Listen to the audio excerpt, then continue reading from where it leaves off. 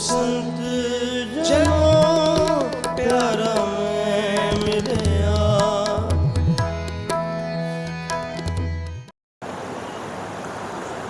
Coat Inder इंदराण साहे साहान गणित। तिर भवन महीप सुर नर असुर। नेत नेत बन तृण कहत। त्वै सर्वनाम कथै कवन। कर्म नाम बरणत सुमत। प्रभ दातो दातार परयो जाचक हिक शरणा। मिलै दान संतरेन जेहे लग भव जल तरना। बिनत करो अरदास सुनो जे ठाकुर पावै। देहो दरस मन चाओ भगत एहो मन ठहरावै। बलियो चराग अंधियार मह सब कालियो धरी एक नाम धर्म। प्रगट सगल हर पवन मह जान नानक गुर पार ब्रह्म। बाणी गुरु गुरु है बाणी विच बाणी अमृत सारे।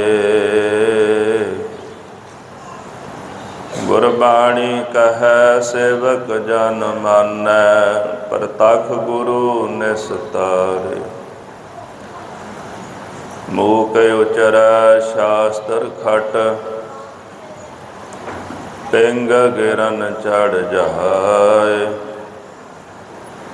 आंद लखै बदरो सुनै जो काल कृपा कराए।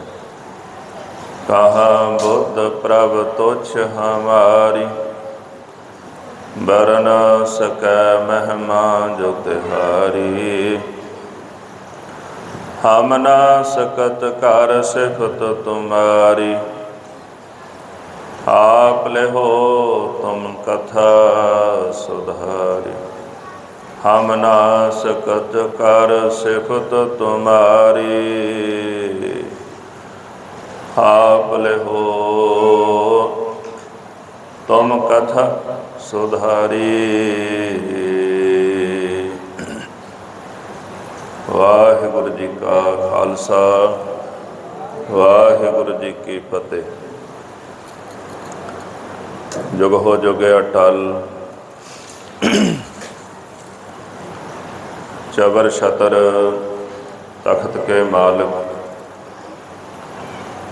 साहिबे कमाल सतगुरु धन धन श्री गुरु ग्रंथ साहिब जी महाराज गुरुदेव जी की पावन पवित्र हजूरी अंदर हाजरियां भर रही गुरु रूप गुरु खालसा साध संगत जी। आप जी बड़ भागे हो। सतगुरां ने दया की है। गुरु चरणा पास जुड़ मिल बैठण का सुभाग सानू बख्शिया है। अज दे पावन पवित्र महान दिहाड़े सतगुरु श्री गुरु ग्रंथ साहिब जी महाराज जी के पावन पहले प्रकाश पुरब की खुशी अंदर पंजवें पातशाह गुरु अर्जन देव जी महाराज सच्चे पातशाह जी के पावन गरियाई पुरब की खुशी अंदर सोडी सुल्तान पातशाह श्री गुरु रामदास जी महाराज जी के पावन पवित्र ज्योति जोत पुरब के संबंध दे विच गुरमत समागम गुरु घर के समूह सेवादारां वल्लों लिखे गए हैं। ਦਾਸ ਹਮੇਸ਼ਾ ਇੱਕ ਬੇਨਤੀ ਕਰਦਾ ਹੈ, ਇਨਸਾਨ ਜਦੋਂ ਦੁਨੀਆ ਵਿੱਚ ਵਿਚਰਦਾ ਹੈ, ਪਰਿਵਾਰ ਕੋਲ ਬਹਿੰਦੇ ਆ, ਰਿਸ਼ਤੇਦਾਰਾਂ ਕੋਲ ਬਹਿੰਦੇ ਆ, ਸਾਨੂੰ ਕੋਈ ਵਡਭਾਗਾ ਨਹੀਂ ਕਹਿੰਦਾ। ਰਿਸ਼ਤੇਦਾਰਾਂ ਕੋਲ ਬੈਠੀਏ, ਕਦੇ ਕੋਈ ਇਹ ਨਹੀਂ ਕਹਿੰਦਾ ਵੀ ਤੇਰੇ ਭਾਗ ਬੜੇ ਵੱਡੇ ਨੇ। ਪਰਿਵਾਰ ਕੋਲ ਬੈਠੀਏ ਤੇ ਕੋਈ ਇਹ ਨਹੀਂ ਕਹਿੰਦਾ ਵੀ ਭਾਗ ਬੜੇ ਵੱਡੇ ਨੇ। ਸੰਸਾਰ ਦੇ ਵਿੱਚ ਰਾਜਨੀਤਿਕ ਲੋਕਾਂ ਕੋਲ ਜਾ ਕੇ ਬੈਠੀਏ, ਕੋਈ ਇਹ ਨਹੀਂ ਕਹਿੰਦਾ ਵੀ ਭਾਗ ਬੜੇ ਵੱਡੇ ਨੇ। ਪਰ ਜਦੋਂ ਕੋਈ ਮਨੁੱਖ ਗੁਰੂ ਦੇ ਚਰਨਾਂ ਵਿੱਚ ਆ ਕੇ ਬਹਿੰਦਾ ਹੈ, ਫਿਰ ਸਤਿਗੁਰੂ ਕਹਿੰਦੇ ਕਿ ਉਹਨਾਂ ਗੁਰਸਿੱਖਾਂ ਦੇ ਬੜੇ ਵੱਡੇ ਭਾਗ ਨੇ ਜਿਹੜੇ ਗੁਰੂ ਦੇ ਚਰਨਾਂ ਵਿੱਚ ਆ ਕੇ ਬਹਿੰਦੇ ਨੇ। ਜਿਨ ਕੇ ਭਾਗ ਬੜੇ ਹਨ ਭਾਈ, ਤਿਨ ਸਾਧੂ ਸੰਗ ਮੁਖ ਜੁਰੇ। ਵੱਡੇ ਭਾਗ ਉਹਨਾਂ ਦੇ ਨੇ ਜਿਨ੍ਹਾਂ ਦਾ ਮਨ ਗੁਰੂ ਦੇ ਚਰਨਾਂ ਨਾਲ ਜੁੜਿਆ, ਗੁਰੂ ਦੇ ਚਰਨਾਂ ਦੇ ਪ੍ਰੇਮ ਦੇ ਬੱਝੇ ਹੋਏ ਗੁਰੂ ਦੇ ਚਰਨਾਂ ਵਿੱਚ ਆ ਕੇ ਬਹਿ ਜਾਂਦੇ ਨੇ। ਉਹਨਾਂ ਅੰਦਰ ਖਿੱਚ ਹੁੰਦੀ ਹੈ, ਪਿਆਸ ਹੁੰਦੀ ਹੈ ਗੁਰੂ ਦੇ ਦਰਸ਼ਨਾਂ ਦੀ। ਮਨ ਦੇ ਅੰਦਰ ਬੜੀ ਭਾਰੀ ਖਿੱਚ ਹੁੰਦੀ ਹੈ ਗੁਰੂ ਕੇ ਬਚਨ ਸੁਣਨ ਦੀ। ਗੁਰਸਿੱਖਾਂ ਦੇ ਮਨ ਵਿੱਚ ਕਿਹੜੀ ਚੀਜ਼ ਭਾਉਂਦੀ ਹੈ, ਕੀ ਚੰਗਾ ਲੱਗਦਾ ਗੁਰਸਿੱਖਾਂ ਨੂੰ? ਮਹਾਰਾਜ ਜੀ ਦੀ ਬਾਣੀ ਕਹਿੰਦੀ ਹੈ, ਗੁਰਸਿੱਖਾਂ ਕੈ ਮਨ ਭਾਵਦੀ, ਗੁਰ ਸਤਿਗੁਰ ਕੀ ਵਡਿਆਈ। ਗੁਰਸਿੱਖਾਂ ਦੇ ਮਨ ਵਿੱਚ ਸਤਿਗੁਰਾਂ ਦੀ ਵਡਿਆਈ ਚੰਗੀ ਲੱਗਦੀ ਹੈ।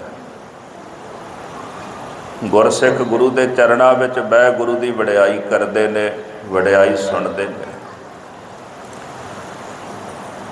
ਔਰ ਇਸ ਵਡਿਆਈ ਦਾ ਫਲ ਪਤਾ ਕੀ ਹੈ? ਜਿਹਨੂੰ ਕਿਤੇ ਇਹ ਵਡਿਆਈ ਮਿਲ ਜਾਏ, ਉਹ ਪਾਤਸ਼ਾਹਾਂ ਦਾ ਪਾਤਸ਼ਾਹ ਬਣ ਜਾਂਦਾ ਹੈ।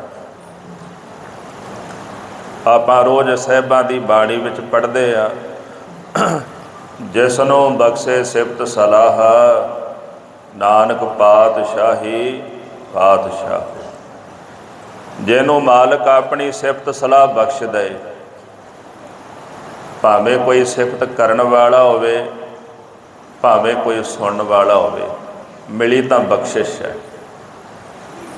ਇਹ ਨਹੀਂ ਵੀ ਜਿਹੜਾ ਬੋਲਣ ਵਾਲਾ, ਕਥਾ ਕਰਨ ਵਾਲਾ, ਕੀਰਤਨ ਕਰਨ ਵਾਲਾ, ਬਾਣੀ ਸੁਣਾਉਣ ਵਾਲਾ ਵੀ ਉਹਨੇ ਕੁਝ ਸਿੱਖਿਆ।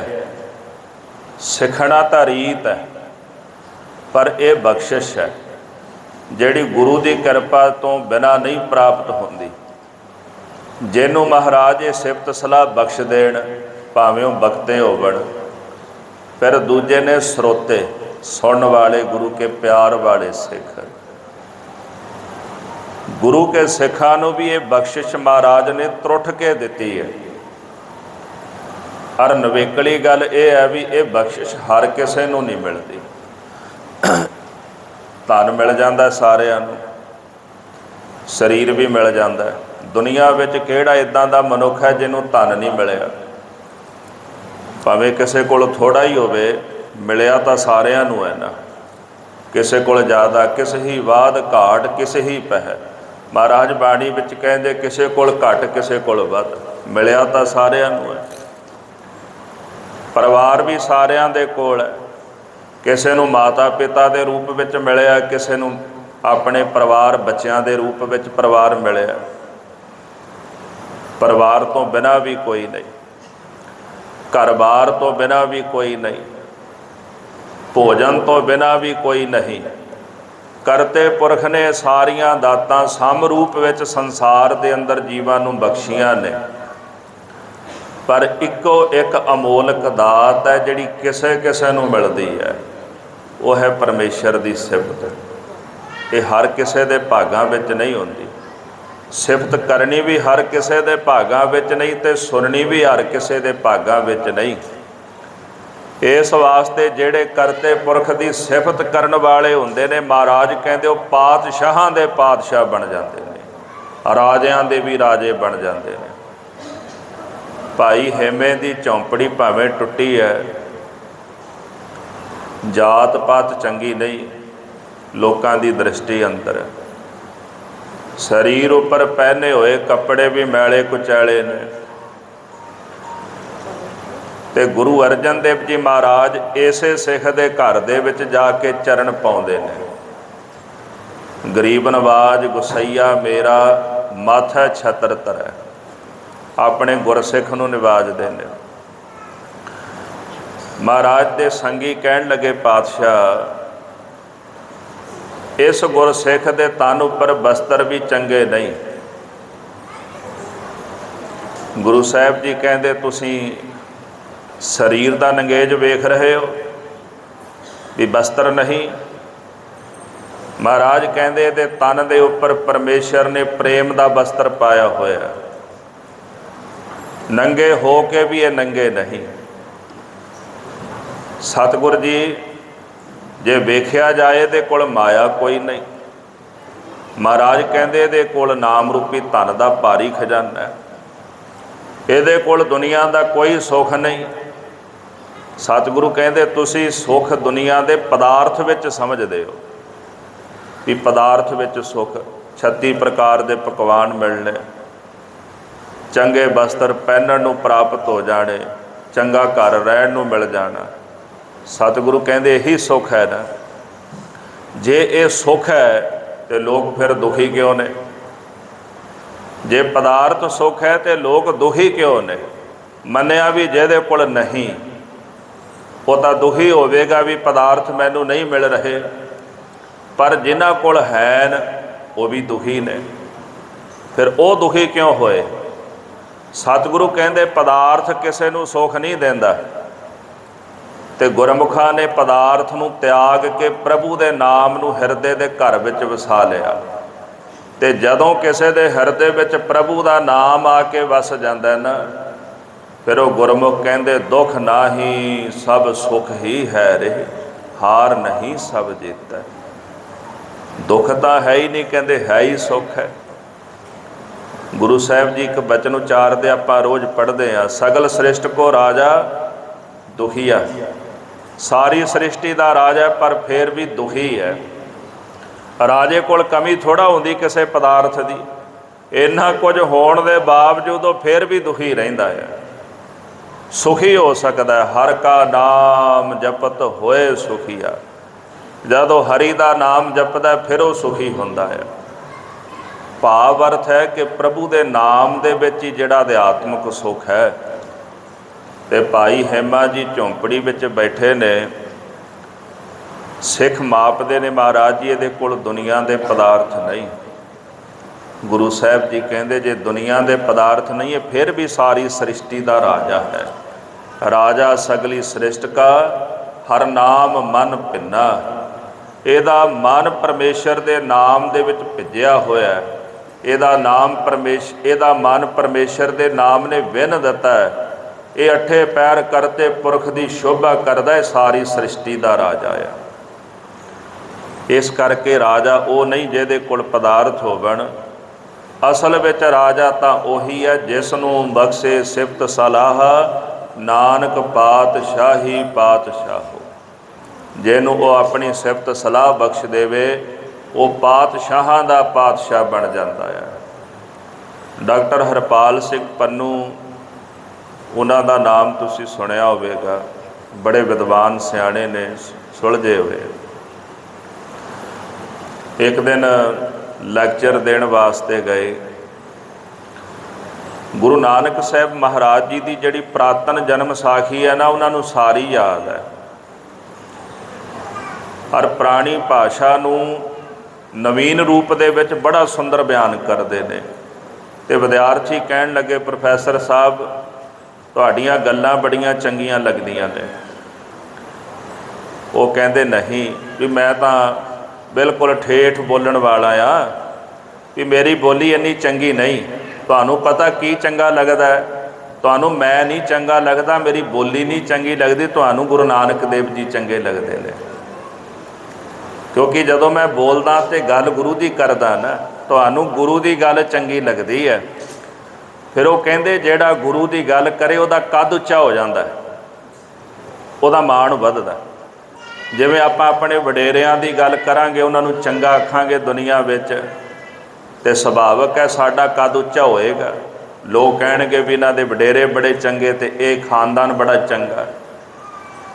ਜਦੋਂ ਆਪਾਂ ਆਪਣੇ ਵਡੇਰਿਆਂ ਨੂੰ ਚੰਗਾ ਨਹੀਂ ਕਹਿਣਾ ਤੇ ਸਾਨੂੰ ਕਿਹਨੇ ਚੰਗਾ ਕਹਿਣਾ? ਜਿਹੜਾ ਆਪਣੇ ਗੁਰੂ ਨੂੰ ਵੱਡਾ ਆਖੇ ਉਹਦਾ ਕੱਦ ਦੁਨੀਆ ਵਿੱਚ ਵੱਡਾ ਹੋ ਜਾਂਦਾ ਹੈ। ਜਿੱਥੇ ਪਰਮੇਸ਼ਰ ਦੀ ਸਿਫਤ ਹੁੰਦੀ ਹੈ, ਸੰਤਾਂ ਦੀ ਸਿਫਤ ਵੀ ਤਾਂ ਇਸੇ ਕਰਕੇ ਹੁੰਦੀ ਹੈ, ਨਾਮ ਜਪ ਜਪ ਕੇ ਉਹਨਾਂ ਦਾ ਕੱਦ ਰੱਬ ਜਿੱਡਾ ਹੋ ਗਿਆ, ਉਹ ਰੱਬ ਵਰਗੇ ਬਣ ਗਏ। ਧੰਨ ਗੁਰੂ ਗ੍ਰੰਥ ਸਾਹਿਬ ਸੱਚੇ ਪਾਤਸ਼ਾਹ ਕਹਿੰਦੇ, ਜਿਨ੍ਹਾਂ ਨਾ ਵਿਸਰੈ ਨਾਮ ਸੇ ਕਨੇਹਿਆ, ਭੇਦ ਨਾ ਜਾਣਹੁ ਮੂਲ ਸਾਈਂ ਜਿਹਿਆ। ਉਹ ਰੱਬ ਵਰਗੇ ਹੋ ਜਾਂਦੇ ਨੇ ਜਿਨ੍ਹਾਂ ਨੂੰ ਪਰਮੇਸ਼ਰ ਦਾ ਨਾਮ ਨਹੀਂ ਵਿਸਰਦਾ। ਪ੍ਰਭੂ ਦੀ ਉਸਤਤੀ ਕਰ ਕਰਕੇ ਉਹਨਾਂ ਦਾ ਕੱਦ ਵੀ ਰੱਬ ਜਿੰਨਾ ਹੋ ਗਿਆ। ਭਾਵ ਅਰਥ ਜਿਹੜਾ ਪ੍ਰਭੂ ਦੀ ਵਡਿਆਈ ਕਰੇ ਉਹ ਵੱਡੇ ਤੋਂ ਵੱਡਾ ਹੈ। ਇਸ ਵਾਸਤੇ ਦੁਨੀਆ ਦੇ ਵਿੱਚ ਮਨੁੱਖ ਉਹੀ ਵਡਭਾਗਾ ਹੈ ਜਿਹੜਾ ਗੁਰੂ ਦੇ ਚਰਨਾਂ ਵਿੱਚ ਬਹਿ ਕੇ ਗੁਰੂ ਦੀ ਉਸਤਤ ਕਰਦਾ ਹੈ। ਤੇ ਗੁਰੂ ਗ੍ਰੰਥ ਸਾਹਿਬ ਜੀ ਮਹਾਰਾਜ ਨੇ ਸਾਨੂੰ ਇਸ ਭਾਗ ਬਖਸ਼ਿਆ। ਹੁਕਮ ਹੋਇਆ ਸੀ ਕਿ ਗੁਰੂ ਗ੍ਰੰਥ ਸਾਹਿਬ ਜੀ ਸੱਚੇ ਪਾਤਸ਼ਾਹ ਜੀ ਮਹਾਰਾਜ ਆਪ ਜੀ ਦੇ ਪ੍ਰਕਾਸ਼ ਪੁਰਬ ਦੇ ਸੰਬੰਧ ਵਿੱਚ ਤੇ ਗੁਰੂ ਅਰਜਨ ਦੇਵ ਸਾਹਿਬ ਜੀ ਦੇ ਗੁਰਿਆਈ ਦਿਵਸ ਦੇ ਸੰਬੰਧ ਵਿੱਚ ਕੁਝ ਬਚਨ ਸਾਂਝੇ ਕੀਤੇ ਜਾਣ। ਕੱਲ੍ਹ 16 ਤਰੀਕ ਨੂੰ ਗੁਰੂ ਗ੍ਰੰਥ ਸਾਹਿਬ ਜੀ ਦਾ ਪਹਿਲਾ ਪ੍ਰਕਾਸ਼ ਪੁਰਬ ਆਪਾਂ ਮਨਾਇਆ, ਪਰ ਮੈਂ ਇਹ ਵੀ ਮਹਿਸੂਸ ਕਰਦਾ ਹਾਂ ਗੁਰੂ ਗ੍ਰੰਥ ਸਾਹਿਬ ਜੀ ਮਹਾਰਾਜ ਜੀ ਦਾ ਪ੍ਰਕਾਸ਼ ਨਿੱਤ ਹੀ ਹੁੰਦਾ ਹੈ, ਹਰ ਰੋਜ਼ ਹੁੰਦਾ ਹੈ। ਪਹਿਲੀ ਦਫਾ ਪ੍ਰਕਾਸ਼ ਸੱਚਖੰਡ ਸ੍ਰੀ ਹਰਿਮੰਦਰ ਸਾਹਿਬ ਵਿਖੇ ਗੁਰੂ ਅਰਜਨ ਦੇਵ ਜੀ ਮਹਾਰਾਜ ਨੇ ਕੀਤਾ। ਉਸ ਦਿਨ ਤੋਂ ਬਾਅਦ ਨਿੱਤ ਹੀ ਗੁਰੂ ਗ੍ਰੰਥ ਸਾਹਿਬ ਜੀ ਮਹਾਰਾਜ ਜੀ ਦਾ ਪ੍ਰਕਾਸ਼ ਜਿਹੜਾ ਹੈ ਹਰ ਇੱਕ ਗੁਰੂ ਘਰ ਦੇ ਵਿੱਚ ਗੁਰਸਿੱਖ ਬੜੇ ਭਾਵ ਨਾਲ ਕਰਦੇ ਨੇ। ਪ੍ਰਕਾਸ਼ ਦਾ ਅਰਥ ਹੈ ਉਜਾਲਾ, ਚਾਨਣ। ਚਾਨਣ ਤੋਂ ਬਿਨਾ ਹਨੇਰਾ ਹੀ ਹਨੇਰਾ ਹੈ, ਔਰ ਹਨੇਰਾ ਉੱਥੇ ਹੁੰਦਾ ਜਿੱਥੇ ਚਾਨਣ ਨਾ ਹੋਵੇ। ਜਿੱਥੇ ਗੁਰਬਾਣੀ ਦਾ ਪ੍ਰਕਾਸ਼ ਨਹੀਂ ਉੱਥੇ ਹਨੇਰਾ ਹੀ ਰਹੇਗਾ। ਪ੍ਰਕਾਸ਼ ਦਾ ਭਾਵ ਚਾਨਣ, ਉਜਾਲਾ। ਗੁਰੂ ਗ੍ਰੰਥ ਸਾਹਿਬ ਜੀ ਮਹਾਰਾਜ ਜੀ ਦੀ ਪਵਿੱਤਰ ਬਾਣੀ ਦਾ ਉਜਾਲਾ ਐਸਾ ਸ੍ਰੀ ਸੱਚਖੰਡ ਹਰਿਮੰਦਰ ਸਾਹਿਬ ਤੋਂ ਮਹਾਰਾਜ ਨੇ ਕੀਤਾ। ਇਹ ਜਿਹੜਾ ਗੁਰਬਾਣੀ ਦੇ ਪ੍ਰਕਾਸ਼ ਦਾ ਉਜਾਲਾ ਸਾਰੇ ਗੁਰਸਿੱਖਾਂ ਦੇ ਹਿਰਦੇ ਵਿੱਚ ਹੋ ਆਇਆ। ਗੁਰਸਿੱਖਾਂ ਦੇ ਹਿਰਦੇ ਦੀ ਅਗਿਆਨਤਾ ਗੁਰੂ ਗ੍ਰੰਥ ਸਾਹਿਬ ਜੀ ਮਹਾਰਾਜ ਨੇ ਮਿਟਾ ਦਿੱਤੀ ਹੈ। ਜੇ ਪ੍ਰਕਾਸ਼ ਸ਼ਬਦ ਦੀ ਵਿਆਖਿਆ ਕਰਨ ਲੱਗੀਏ ਗਹਿਰਾਈ ਦੇ ਨਾਲ, ਇੱਥੋਂ ਅਨੁਭਵ ਹੁੰਦਾ ਹੈ ਕਿ ਗੁਰੂ ਗ੍ਰੰਥ ਸਾਹਿਬ ਮਹਾਰਾਜ ਜੀ ਦਾ ਕੀਤਾ ਹੋਇਆ ਪ੍ਰਕਾਸ਼ ਜਿਹੜਾ ਇਹ ਗੁਰਸਿੱਖਾਂ ਦੇ ਹਿਰਦੇ ਦੀ ਅਗਿਆਨਤਾ ਨੂੰ ਖਤਮ ਕਰ ਦਿੰਦਾ। ਬਸ਼ਰਤ ਹੈ ਕਿ ਪ੍ਰਕਾਸ਼ ਹੋਣ ਤੋਂ ਬਾਅਦ ਗੁਰਸਿੱਖ ਗੁਰੂ ਗ੍ਰੰਥ ਸਾਹਿਬ ਜੀ ਦੀ ਬਾਣੀ ਨੂੰ ਪਿਆਰ ਦੇ ਨਾਲ ਪੜ੍ਹਨ।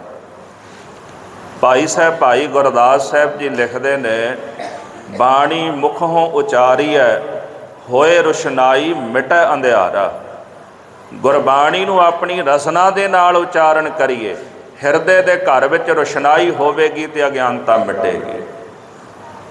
ਔਰ ਸਾਨੂੰ ਆਪਣੇ ਜੀਵਨ ਦਾ ਮੁੱਖ ਮਕਸਦ ਪਤਾ ਲੱਗੇਗਾ ਕਿ ਜੀਵਨ ਦਾ ਮਕਸਦ ਕੀ ਹੈ। ਜੀ ਰਹੇ ਹਾਂ ਆਪਾਂ ਸੰਸਾਰ ਦੇ ਅੰਦਰ ਇੱਕ ਦੁਨਿਆਵੀ ਮਕਸਦ ਲੈ ਕੇ। ਕਿਸੇ ਮਨੁੱਖ ਨੇ ਡਾਕਟਰ ਬਣਨਾ, ਇੰਜੀਨੀਅਰ ਬਣਨਾ, ਕਿਸੇ ਨੇ ਧਨਵਾਨ ਬਣਨਾ, ਕਿਸੇ ਨੇ ਬਿਜ਼ਨਸਮੈਨ ਬਣਨਾ, ਕਿਸੇ ਨੇ ਜ਼ਮੀਨ ਜਾਇਦਾਦ ਵਾਲਾ ਬਣਨਾ, ਕਿਸੇ ਦੇ ਮਨ ਵਿੱਚ ਪ੍ਰਦੇਸ਼ ਜਾਣ ਦੀ ਲਾਲਸਾ ਹੈ ਕਿ ਮੈਂ ਆਪਣਾ ਭਵਿੱਖ, ਆਪਣਾ ਫਿਊਚਰ ਸਵਾਰ ਲਵਾਂ। ਇਹ ਸਾਡਾ ਦੁਨਿਆਵੀ ਜੀਵਨ ਦਾ ਟੀਚਾ ਹੈ।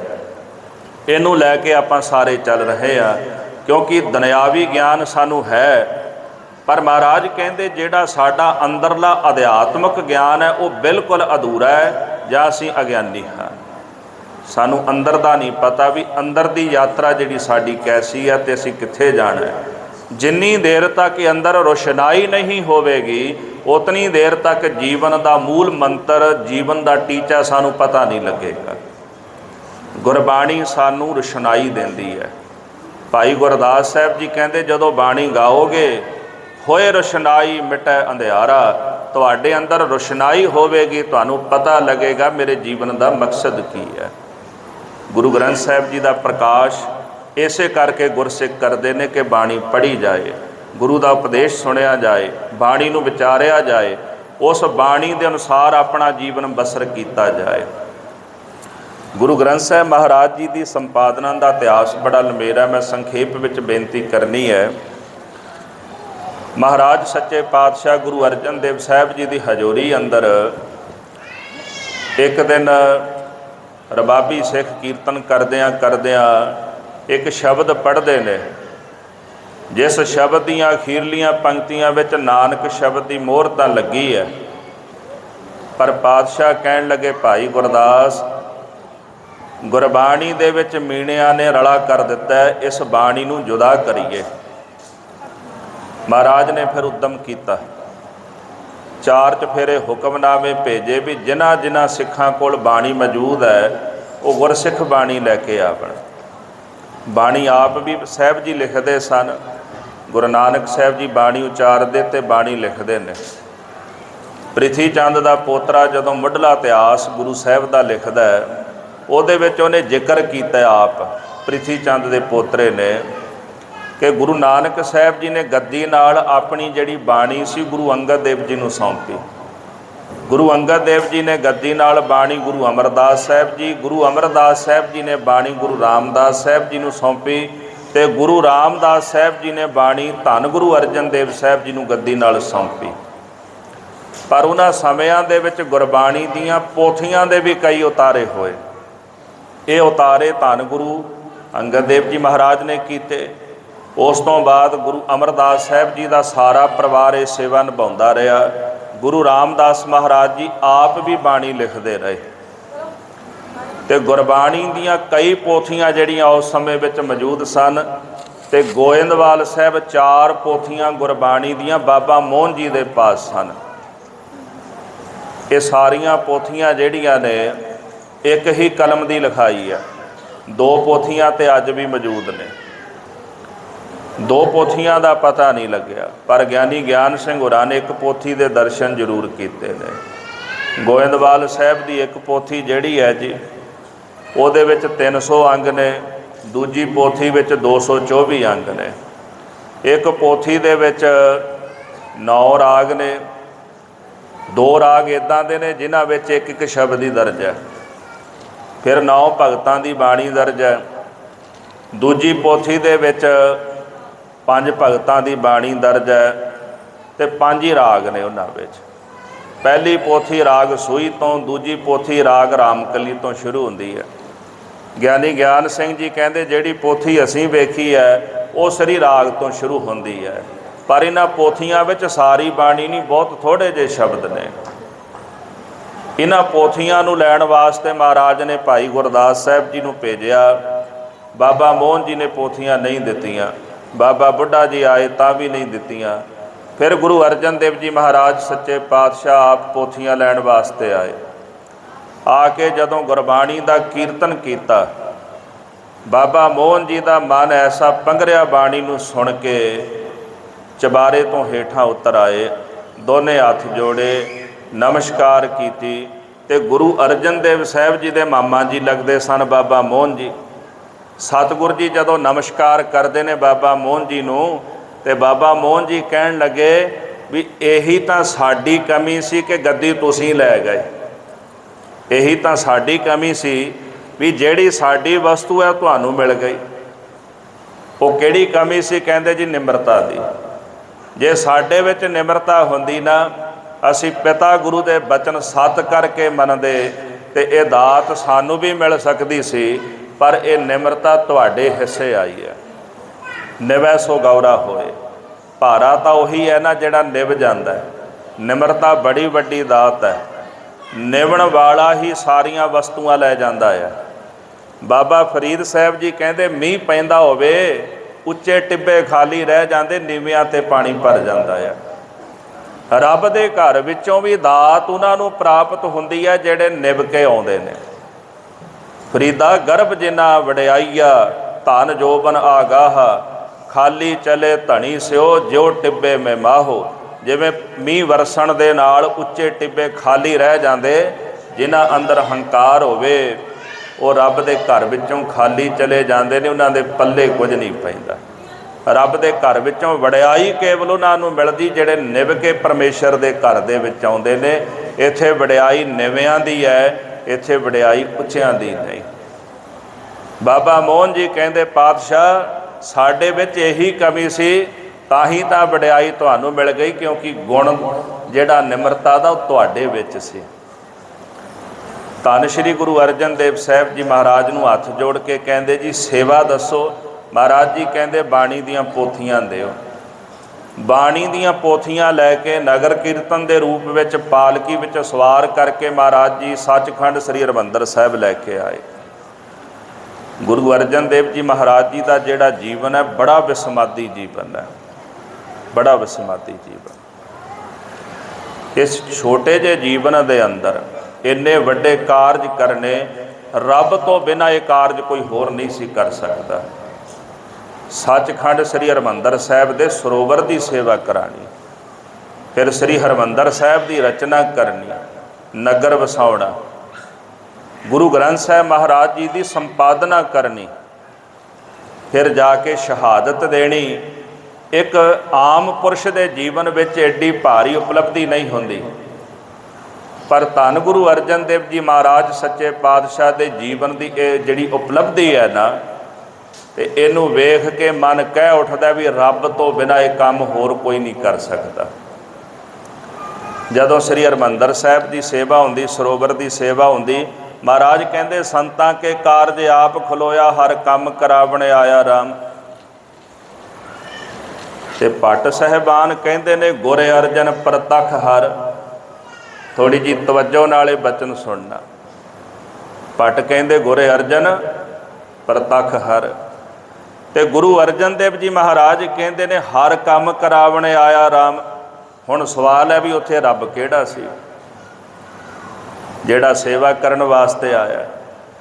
ਗੁਰੂ ਅਰਜਨ ਦੇਵ ਜੀ ਵੀ ਰੱਬ ਦੀ ਗੱਲ ਕਰਦੇ ਨੇ, ਤੇ ਭੱਟ ਗੁਰੂ ਅਰਜਨ ਦੇਵ ਜੀ ਮਹਾਰਾਜ ਨੂੰ ਰੱਬ ਕਹਿੰਦੇ ਨੇ। ਇੱਕ ਭਾਵਨਾ ਹੈ। ਗੁਰੂ ਨਾਨਕ ਸਾਹਿਬ ਜੀ ਮਹਾਰਾਜ ਭਾਵੇਂ ਆਪ ਪਰਮੇਸ਼ਰ ਸਨ, ਗੁਰੂ ਨਾਨਕ ਸਾਹਿਬ ਨੇ ਪਰਮੇਸ਼ਰ ਨੂੰ ਰੱਬ ਧਾਰਿਆ, ਆਪਣਾ ਗੁਰੂ ਮੰਨਿਆ। ਤੇ ਗੁਰੂ ਨਾਨਕ ਸਾਹਿਬ ਨੇ ਉਸ ਰੱਬ ਦੇ ਘਰ ਦੀ ਵਡਿਆਈ ਕੀਤੀ ਹੈ। ਤੇ ਜਿਨ੍ਹਾਂ ਸਿੱਖਾਂ ਨੇ ਗੁਰੂ ਨਾਨਕ ਸਾਹਿਬ ਦੇ ਘਰ ਵਿੱਚੋਂ ਨਾਮ ਦਾ ਦਾਨ ਲਿਆ ਨਾ, ਸਿੱਖੀ ਦਾਨ ਲਿਆ, ਉਹਨਾਂ ਨੇ ਗੁਰੂ ਨਾਨਕ ਸਾਹਿਬ ਦੀ ਵਡਿਆਈ ਕੀਤੀ, ਕਿਉਂਕਿ ਉਹਨਾਂ ਨੂੰ ਸਮਝ ਪੈ ਗਈ ਵੀ ਗੁਰੂ ਨਾਨਕ ਸਾਹਿਬ ਪਰਮੇਸ਼ਰ ਨੇ। ਜਦੋਂ ਗੁਰੂ ਵਡਿਆਈ ਕਰੇਗਾ ਉਹ ਪਰਮੇਸ਼ਰ ਦੀ ਕਰੇਗਾ, ਸਿੱਖ ਜਦੋਂ ਵਡਿਆਈ ਕਰੇਗਾ ਉਹ ਗੁਰੂ ਨੂੰ ਪਰਮੇਸ਼ਰ ਜਾਣ ਕੇ ਉਹਦੀ ਵਡਿਆਈ ਕਰੇਗਾ। ਇਹ ਸਿੱਖ ਦੀ ਭਾਵਨਾ ਹੈ। ਮਹਾਰਾਜ ਭਗਤ ਬਣ ਕੇ ਪਰਮੇਸ਼ਰ ਦੀ ਵਡਿਆਈ ਕਰਦੇ ਨੇ, ਤੇ ਗੁਰਸਿੱਖ ਭਗਤ ਬਣ ਕੇ ਆਪਣੇ ਗੁਰੂ ਨੂੰ ਪਰਮੇਸ਼ਰ ਜਾਣ ਕੇ ਵਡਿਆਈ ਕਰਦੇ ਨੇ। ਇਹ ਨਹੀਂ ਕਿ ਕੇਵਲ ਗੱਲ ਕਹਿਣ ਮਾਤਰ ਹੈ। ਗੁਰੂ ਗ੍ਰੰਥ ਸਾਹਿਬ ਮਹਾਰਾਜ ਜੀ ਕਹਿੰਦੇ, ਨਾਨਕ ਸੋਧੇ ਸਿਮਰਤ ਵੇਦ, ਪਾਰ ਬ੍ਰਹਮ ਗੁਰ ਨਾਹੀ ਭੇਦ। ਆਪ ਪਾਰ ਬ੍ਰਹਮ ਪਰਮੇਸ਼ਰ ਨੇ। ਜਿਹਨੇ ਪਛਾਣ ਲਿਆ ਨਾ ਗੁਰੂ ਨੂੰ, ਉਹਨੇ ਪਾਰ ਬ੍ਰਹਮ ਪਰਮੇਸ਼ਰ ਕਰਕੇ ਜਾਣਿਆ। ਜਿਹਨੂੰ ਨਹੀਂ ਪਹਿਚਾਣ ਹੋਈ, ਅੱਜ ਕੱਲ੍ਹ ਕਹਿਣ ਵਾਲੇ ਤਾਂ ਕਹਿੰਦੇ ਵੀ ਗੁਰੂ ਵਿਅਕਤੀ ਹੈ। ਕਹਿਣ ਵਾਲੇ ਤਾਂ ਅੱਜ ਕੱਲ੍ਹ ਕਹਿ ਦਿੰਦੇ ਵੀ ਗੁਰੂ ਵਿਅਕਤੀ ਹੈ, ਕਿਉਂਕਿ ਉਹਨਾਂ ਦੀ ਸੁਰਤ ਵਿਅਕਤੀਗਤ, ਉਹਨਾਂ ਦੀ ਸੁਰਤ ਸਰੀਰਾਂ ਤੋਂ ਉੱਪਰ ਗਈ ਨਹੀਂ। ਉਹ ਕਿਵੇਂ ਗੁਰੂ ਨੂੰ ਪਾਰ ਬ੍ਰਹਮ ਪਰਮੇਸ਼ਰ ਮੰਨਣ? ਸਾਡੇ ਉਸਤਾਦ ਜੀ ਗਿਆਨੀ ਸ਼ੇਰ ਸਿੰਘ ਸਾਹਿਬ ਜੀ ਕਹਿੰਦੇ ਵੀ ਅੱਜ ਦੇ ਸਿੱਖਾਂ ਦੀ ਕਈਆਂ ਦੀ ਭਾਵਨਾ ਹੈ, ਉਹ ਗੁਰੂ ਗ੍ਰੰਥ ਸਾਹਿਬ ਜੀ ਨੂੰ ਕੇਵਲ ਕਿਤਾਬ ਵਾਂਗੂ ਸਮਝਦੇ ਨੇ। ਜਿਨ੍ਹਾਂ ਦੀ ਸੁਰਤ ਇਸ ਚੀਜ਼ ਤੋਂ ਉੱਪਰ ਉੱਠ ਹੀ ਨਹੀਂ ਸਕੀ, ਉਹਨਾਂ ਨੂੰ ਗੁਰੂ ਵਿੱਚੋਂ ਪਾਰ ਬ੍ਰਹਮ ਪਰਮੇਸ਼ਰ ਕਿਵੇਂ ਦ੍ਰਿਸ਼ਟੀ ਪਏਗਾ, ਕਿਵੇਂ ਦਿਖਾਈ ਦੇਵੇਗਾ? ਜਿਨ੍ਹਾਂ ਨੇ ਸਤਿਗੁਰਾਂ ਦੇ ਚਰਨਾਂ ਦੀ ਸੰਗਤ ਕਰਕੇ ਨਾਮ ਦਾ ਦਾਨ ਲਿਆ, ਉਹਨਾਂ ਨੂੰ ਗੁਰੂ ਵਿੱਚੋਂ ਪਾਰ ਬ੍ਰਹਮ ਪਰਮੇਸ਼ਰ ਨਜ਼ਰੀ ਆਇਆ। ਉਹਨਾਂ ਨੇ ਗੁਰੂ ਨੂੰ ਪਾਰ ਬ੍ਰਹਮ ਪਰਮੇਸ਼ਰ ਜਾਣ ਕੇ ਪੂਜਿਆ, ਨਮਸਕਾਰਾਂ ਕੀਤੀਆਂ ਨੇ। ਤੇ ਕਹਿ ਉਠੇ, ਗੁਰ ਜੈਸਾ ਨਾਹੀ ਕੋ ਦੇਵ, ਜਿਸ ਮਸਤਕ ਭਾਗ ਸੋ ਲਾਗਾ ਸੇਵ। ਗੁਰੂ ਵਰਗਾ ਹੋਰ ਕੋਈ ਹੈ ਹੀ ਨਹੀਂ ਦੂਜਾ। ਦੇਵ ਕਹਿੰਦੇ ਪ੍ਰਕਾਸ਼ ਰੂਪ ਨੂੰ, ਗੁਰੂ ਪ੍ਰਕਾਸ਼ ਰੂਪ ਹੈ, ਗੁਰੂ ਪਾਰ ਬ੍ਰਹਮ ਪਰਮੇਸ਼ਰ ਹੈ। ਪੰਥ ਰਤਨ ਗਿਆਨੀ ਸੰਤ ਸਿੰਘ ਜੀ ਮਸ਼ਕੀਨ ਜੀ ਕਹਿੰਦੇ, ਜਦੋਂ ਗੱਲ ਪ੍ਰਕਾਸ਼ ਦੀ ਆਵੇ, ਪਰਮਾਤਮਾ ਪ੍ਰਕਾਸ਼ ਹੈ, ਸ਼ਬਦ ਗੁਰੂ ਹੈ। ਜੋ ਪਰਮਾਤਮਾ ਪ੍ਰਕਾਸ਼ ਦੇ ਰੂਪ ਵਿੱਚ ਪਰਮਾਤਮਾ ਹੈ, ਉਹ ਸ਼ਬਦ ਦੇ ਰੂਪ ਵਿੱਚ ਗੁਰੂ ਹੈ। ਤੇ ਜਿਸ ਗੁਰਸਿੱਖ ਨੇ ਸ਼ਬਦ ਨੂੰ ਪਹਿਚਾਣ ਲਿਆ ਉਹਦੇ ਵਾਸਤੇ ਗੁਰੂ ਨਾਨਕ ਸਾਹਿਬ ਜੀ ਮਹਾਰਾਜ ਜੀ ਆਪ ਪਰਮੇਸ਼ਰ ਨੇ। ਇਹ ਸਿੱਖ ਦੀ ਭਾਵਨਾ ਹੈ। ਤਾਂ ਉਸ ਜਗ੍ਹਾ ਤੇ ਜਦੋਂ ਗੁਰੂ ਅਰਜਨ ਦੇਵ ਜੀ ਮਹਾਰਾਜ ਸੇਵਾ ਕਰਾਉਂਦੇ ਨੇ ਨਾ, ਤਾਂ ਸਾਡੀ ਭਾਵਨਾ ਹੈ ਕਿ ਉੱਥੇ ਤਾਂ ਗੁਰੂ ਅਰਜਨ ਦੇਵ ਜੀ ਦੇ ਰੂਪ ਵਿੱਚ ਰੱਬ ਆਪ ਹੀ ਸੇਵਾ ਕਰਾਉਣ ਵਾਸਤੇ ਆਇਆ ਸੀ। ਗੁਰੂ ਨੇ ਪਰਮੇਸ਼ਰ ਦੀ ਵਡਿਆਈ ਕੀਤੀ, ਸਿੱਖ ਨੇ ਗੁਰੂ ਨੂੰ ਪਾਰ ਬ੍ਰਹਮ ਪਰਮੇਸ਼ਰ ਜਾਣ ਕੇ ਆਪਣੇ ਗੁਰੂ ਦੀ ਵਡਿਆਈ ਕੀਤੀ ਹੈ। ਤਾਂ ਫਿਰ ਇਹ ਕਾਰਜ ਰੱਬ ਤੋਂ ਬਿਨਾਂ ਹੋਰ ਕੌਣ ਕਰ ਸਕਦਾ ਸੀ? ਚਾਹੇ ਉਹ ਕਾਰਜ ਸਰੋਵਰ ਦਾ ਹੋਵੇ, ਸੱਚਖੰਡ ਸ੍ਰੀ ਹਰਿਮੰਦਰ ਸਾਹਿਬ ਦਾ ਹੋਵੇ। ਗੁਰੂ ਗ੍ਰੰਥ ਸਾਹਿਬ ਮਹਾਰਾਜ ਜੀ ਦੀ ਜਦੋਂ ਲਿਖਾਈ ਮੇਰੇ ਪਾਤਸ਼ਾਹ ਆਰੰਭ ਕਰਦੇ ਨੇ ਤੇ ਮਹਾਰਾਜ ਜੀ ਦੇ ਪਾਸ ਬਹੁਤ ਸਾਰੀਆਂ ਗੁਰਬਾਣੀ ਦੀਆਂ ਪੋਥੀਆਂ ਸਨ। ਕੱਲੀ ਪੋਥੀ ਗੋਇੰਦਵਾਲ ਸਾਹਿਬ ਵਾਲੀ ਨਹੀਂ ਸੀ। ਇੱਕ ਗੁਰਸਿੱਖ ਹੋਏ ਨੇ ਜੀ ਹਸਨ ਅਬਦਾਲ ਦੇ, ਉਹ ਗੁਰਸਿੱਖ ਪੋਥੀ ਲੈ ਕੇ ਆਏ ਬਾਣੀ ਦੀ, ਜਿਨ੍ਹਾਂ ਦਾ ਨਾਮ ਸੀ ਭਾਈ ਬਖਤਾ। ਇਹਨਾਂ ਪਾਸ ਜਿਹੜੀ ਬਾਣੀ ਦੀ ਪੋਥੀ ਹੈ, ਉਸ ਪੋਥੀ ਤੇ 10 ਪਾਤਸ਼ਾਹੀਆਂ ਦੇ ਦਸਤਖਤ ਨੇ।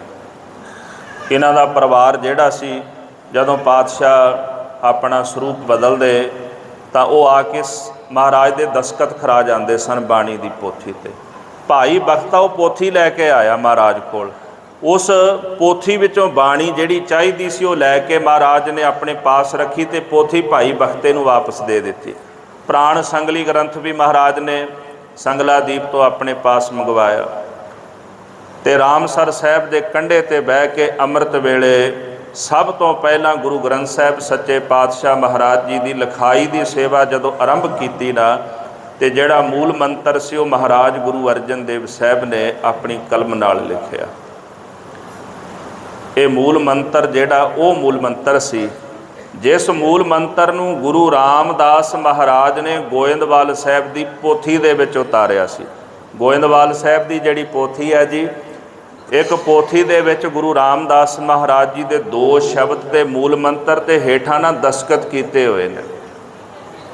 ਦਸਤਖਤ ਕੀ ਕੀਤੇ ਨੇ? ਮਸਤਾਨ ਗੁਲਾਮ ਜੇਠ ਚੰਦ। ਇਹ ਦਸਤਖਤ ਨੇ ਗੁਰੂ ਰਾਮਦਾਸ ਮਹਾਰਾਜ ਜੀ ਦੇ। ਦਸਤਖਤ ਮੂਲ ਮੰਤਰ ਤੇ 2 ਸ਼ਬਦਾਂ ਦੀ ਕਲਮ ਦੀ ਲਿਖਾਈ ਇੱਕੋ ਜੀ ਹੈ। ਤੇ ਜਦੋਂ ਗੁਰੂ ਅਰਜਨ ਦੇਵ ਜੀ ਮਹਾਰਾਜ ਗੁਰੂ ਗ੍ਰੰਥ ਸਾਹਿਬ ਜੀ ਦੀ ਲਿਖਾਈ ਆਰੰਭ ਕਰਦੇ ਨੇ, ਜਿਹੜਾ ਮੂਲ ਮੰਤਰ ਲਿਖਿਆ ਉਹ ਮੂਲ ਮੰਤਰ ਮਹਾਰਾਜ ਨੇ ਉਸੇ ਰੂਪ ਦੇ ਵਿੱਚ ਹੀ ਉਤਾਰਿਆ ਜਿਸ ਰੂਪ ਵਿੱਚ ਧੰਨ ਸ਼੍ਰੀ ਗੁਰੂ ਰਾਮਦਾਸ ਮਹਾਰਾਜ ਨੇ ਮੂਲ ਮੰਤਰ ਗੋਇੰਦਵਾਲ ਦੀ ਪੋਥੀ ਦੇ ਵਿੱਚ ਲਿਖਿਆ ਸੀ। ਉਹਦੀ ਨਕਲ ਉਤਾਰੀ ਪਾਤਸ਼ਾਹ ਨੇ। ਉਸ ਤੋਂ ਅੱਗੇ ਫਿਰ ਜਪਜੀ ਸਾਹਿਬ ਜੀ ਦੀ ਆਰੰਭਤਾ ਭਾਈ ਸਾਹਿਬ ਭਾਈ ਗੁਰਦਾਸ ਸਾਹਿਬ ਜੀ ਨੇ ਕੀਤੀ। ਧੰਨ ਗੁਰੂ ਗ੍ਰੰਥ ਸਾਹਿਬ ਜੀ ਮਹਾਰਾਜ ਜੀ ਦੀ ਸਾਰੀ ਬਾਣੀ ਰਾਗਬੱਧ ਬਾਣੀ ਹੈ।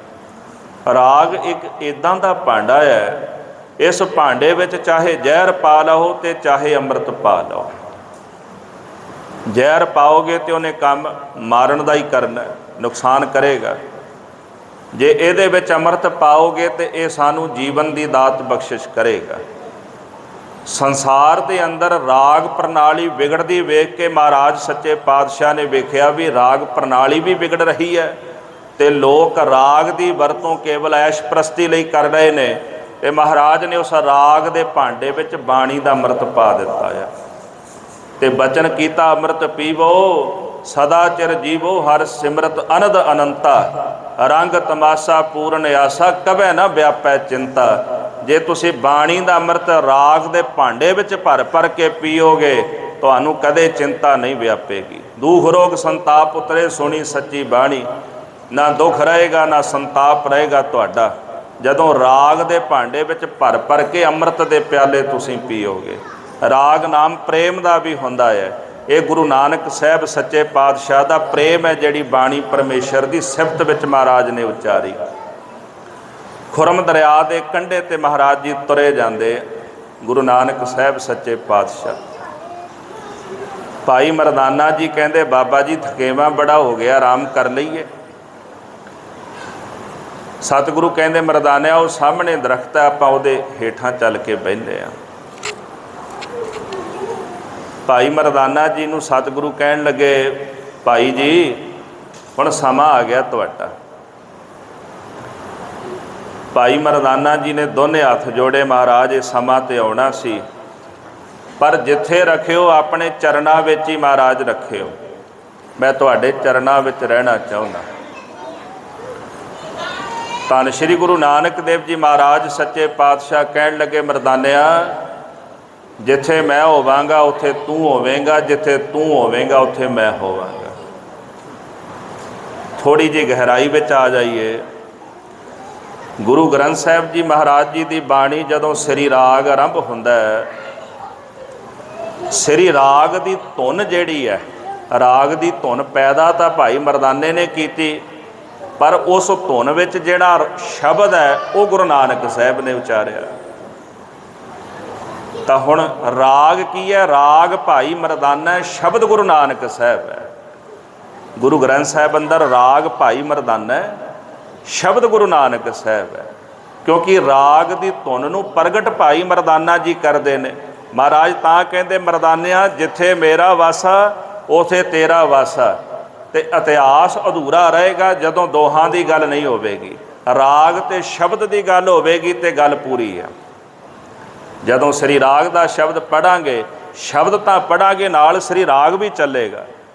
ਮਾਝ ਦਾ ਸ਼ਬਦ ਪੜ੍ਹਾਂਗੇ ਨਾਲ ਰਾਗ ਮਾਝ ਵੀ ਚੱਲੇਗਾ। ਗੌੜੀ ਪੜ੍ਹਾਂਗੇ ਨਾਲ ਸ਼ਬਦ ਤੇ ਨਾਲ ਗੌੜੀ ਵੀ ਚੱਲੇਗੀ। ਰਾਗ ਦੇ ਵਿੱਚ ਬਾਣੀ ਨੂੰ ਬੰਨ੍ਹਿਆ ਮਹਾਰਾਜ ਨੇ।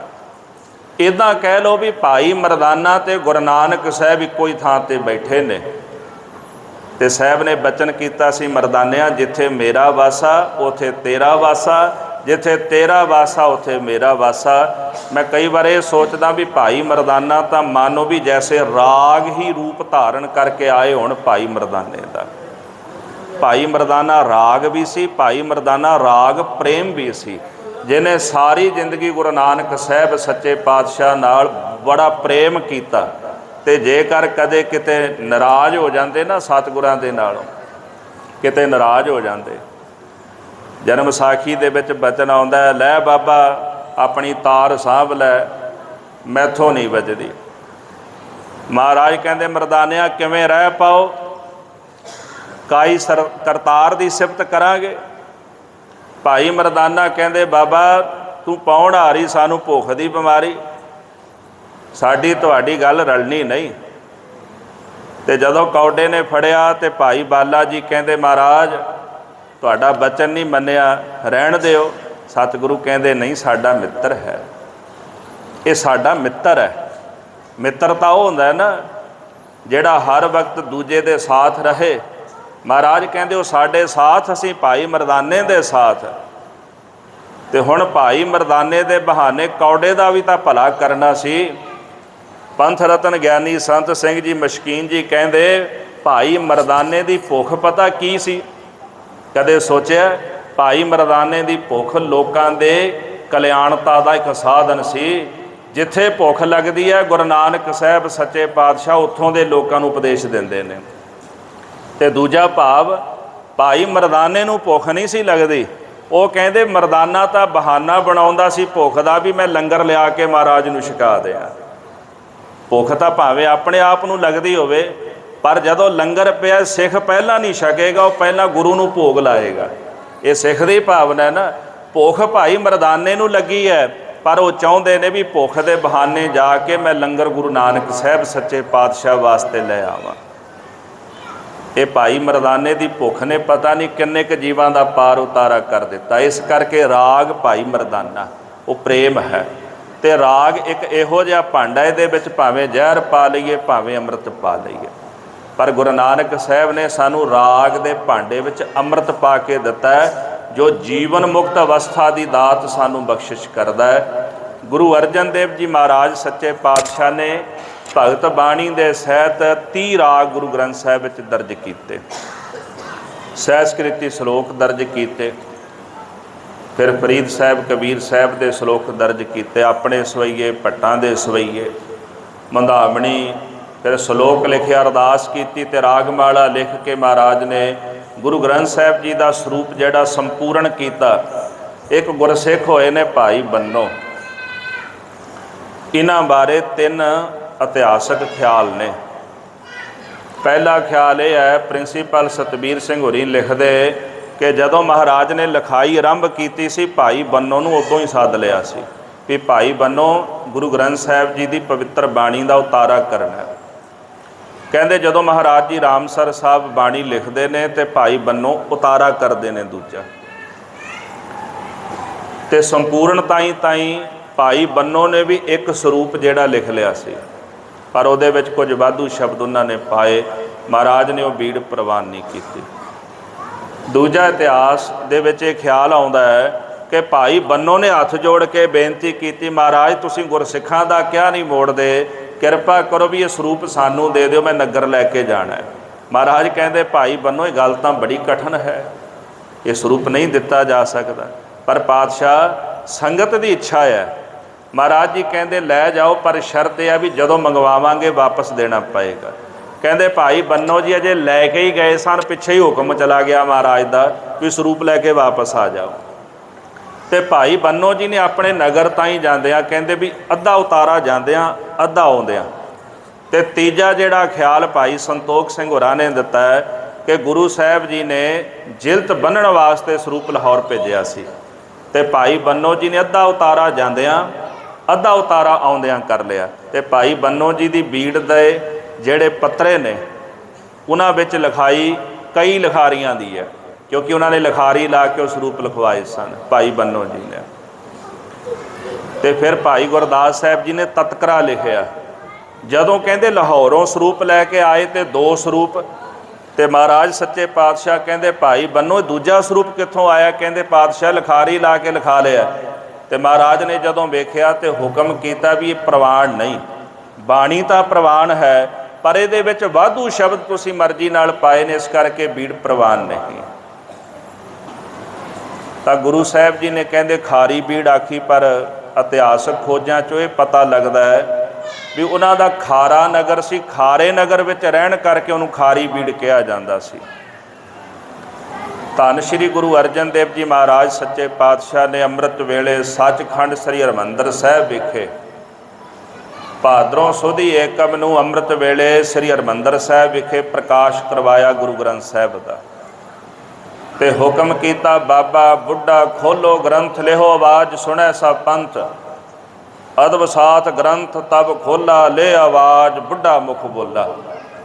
ਜਦੋਂ ਹੁਕਮ ਹੋਇਆ ਪ੍ਰਕਾਸ਼ ਕਰੋ ਤੇ ਹੁਕਮਨਾਮਾ ਲਓ, ਬੜੇ ਅਦਬ ਨਾਲ ਬਾਬਾ ਬੁੱਢਾ ਜੀ ਨੇ ਪ੍ਰਕਾਸ਼ ਕੀਤਾ ਤੇ ਹੁਕਮਨਾਮਾ ਲਿਆ। ਸੁਹੀ ਮਹੱਲਾ ਪੰਜਵਾ, ਸੰਤਾ ਕੇ ਕਾਰਜ ਆਪ ਖਲੋਇਆ, ਹਰ ਕੰਮ ਕਰਾਵਣ ਆਇਆ ਰਾਮ, ਤਰਤ ਸੁਹਾਵੀ ਤਾਲ ਸੁਹਾਵਾ, ਵਿੱਚ ਅੰਮ੍ਰਿਤ ਜਲ ਛਾਇਆ ਰਾਮ।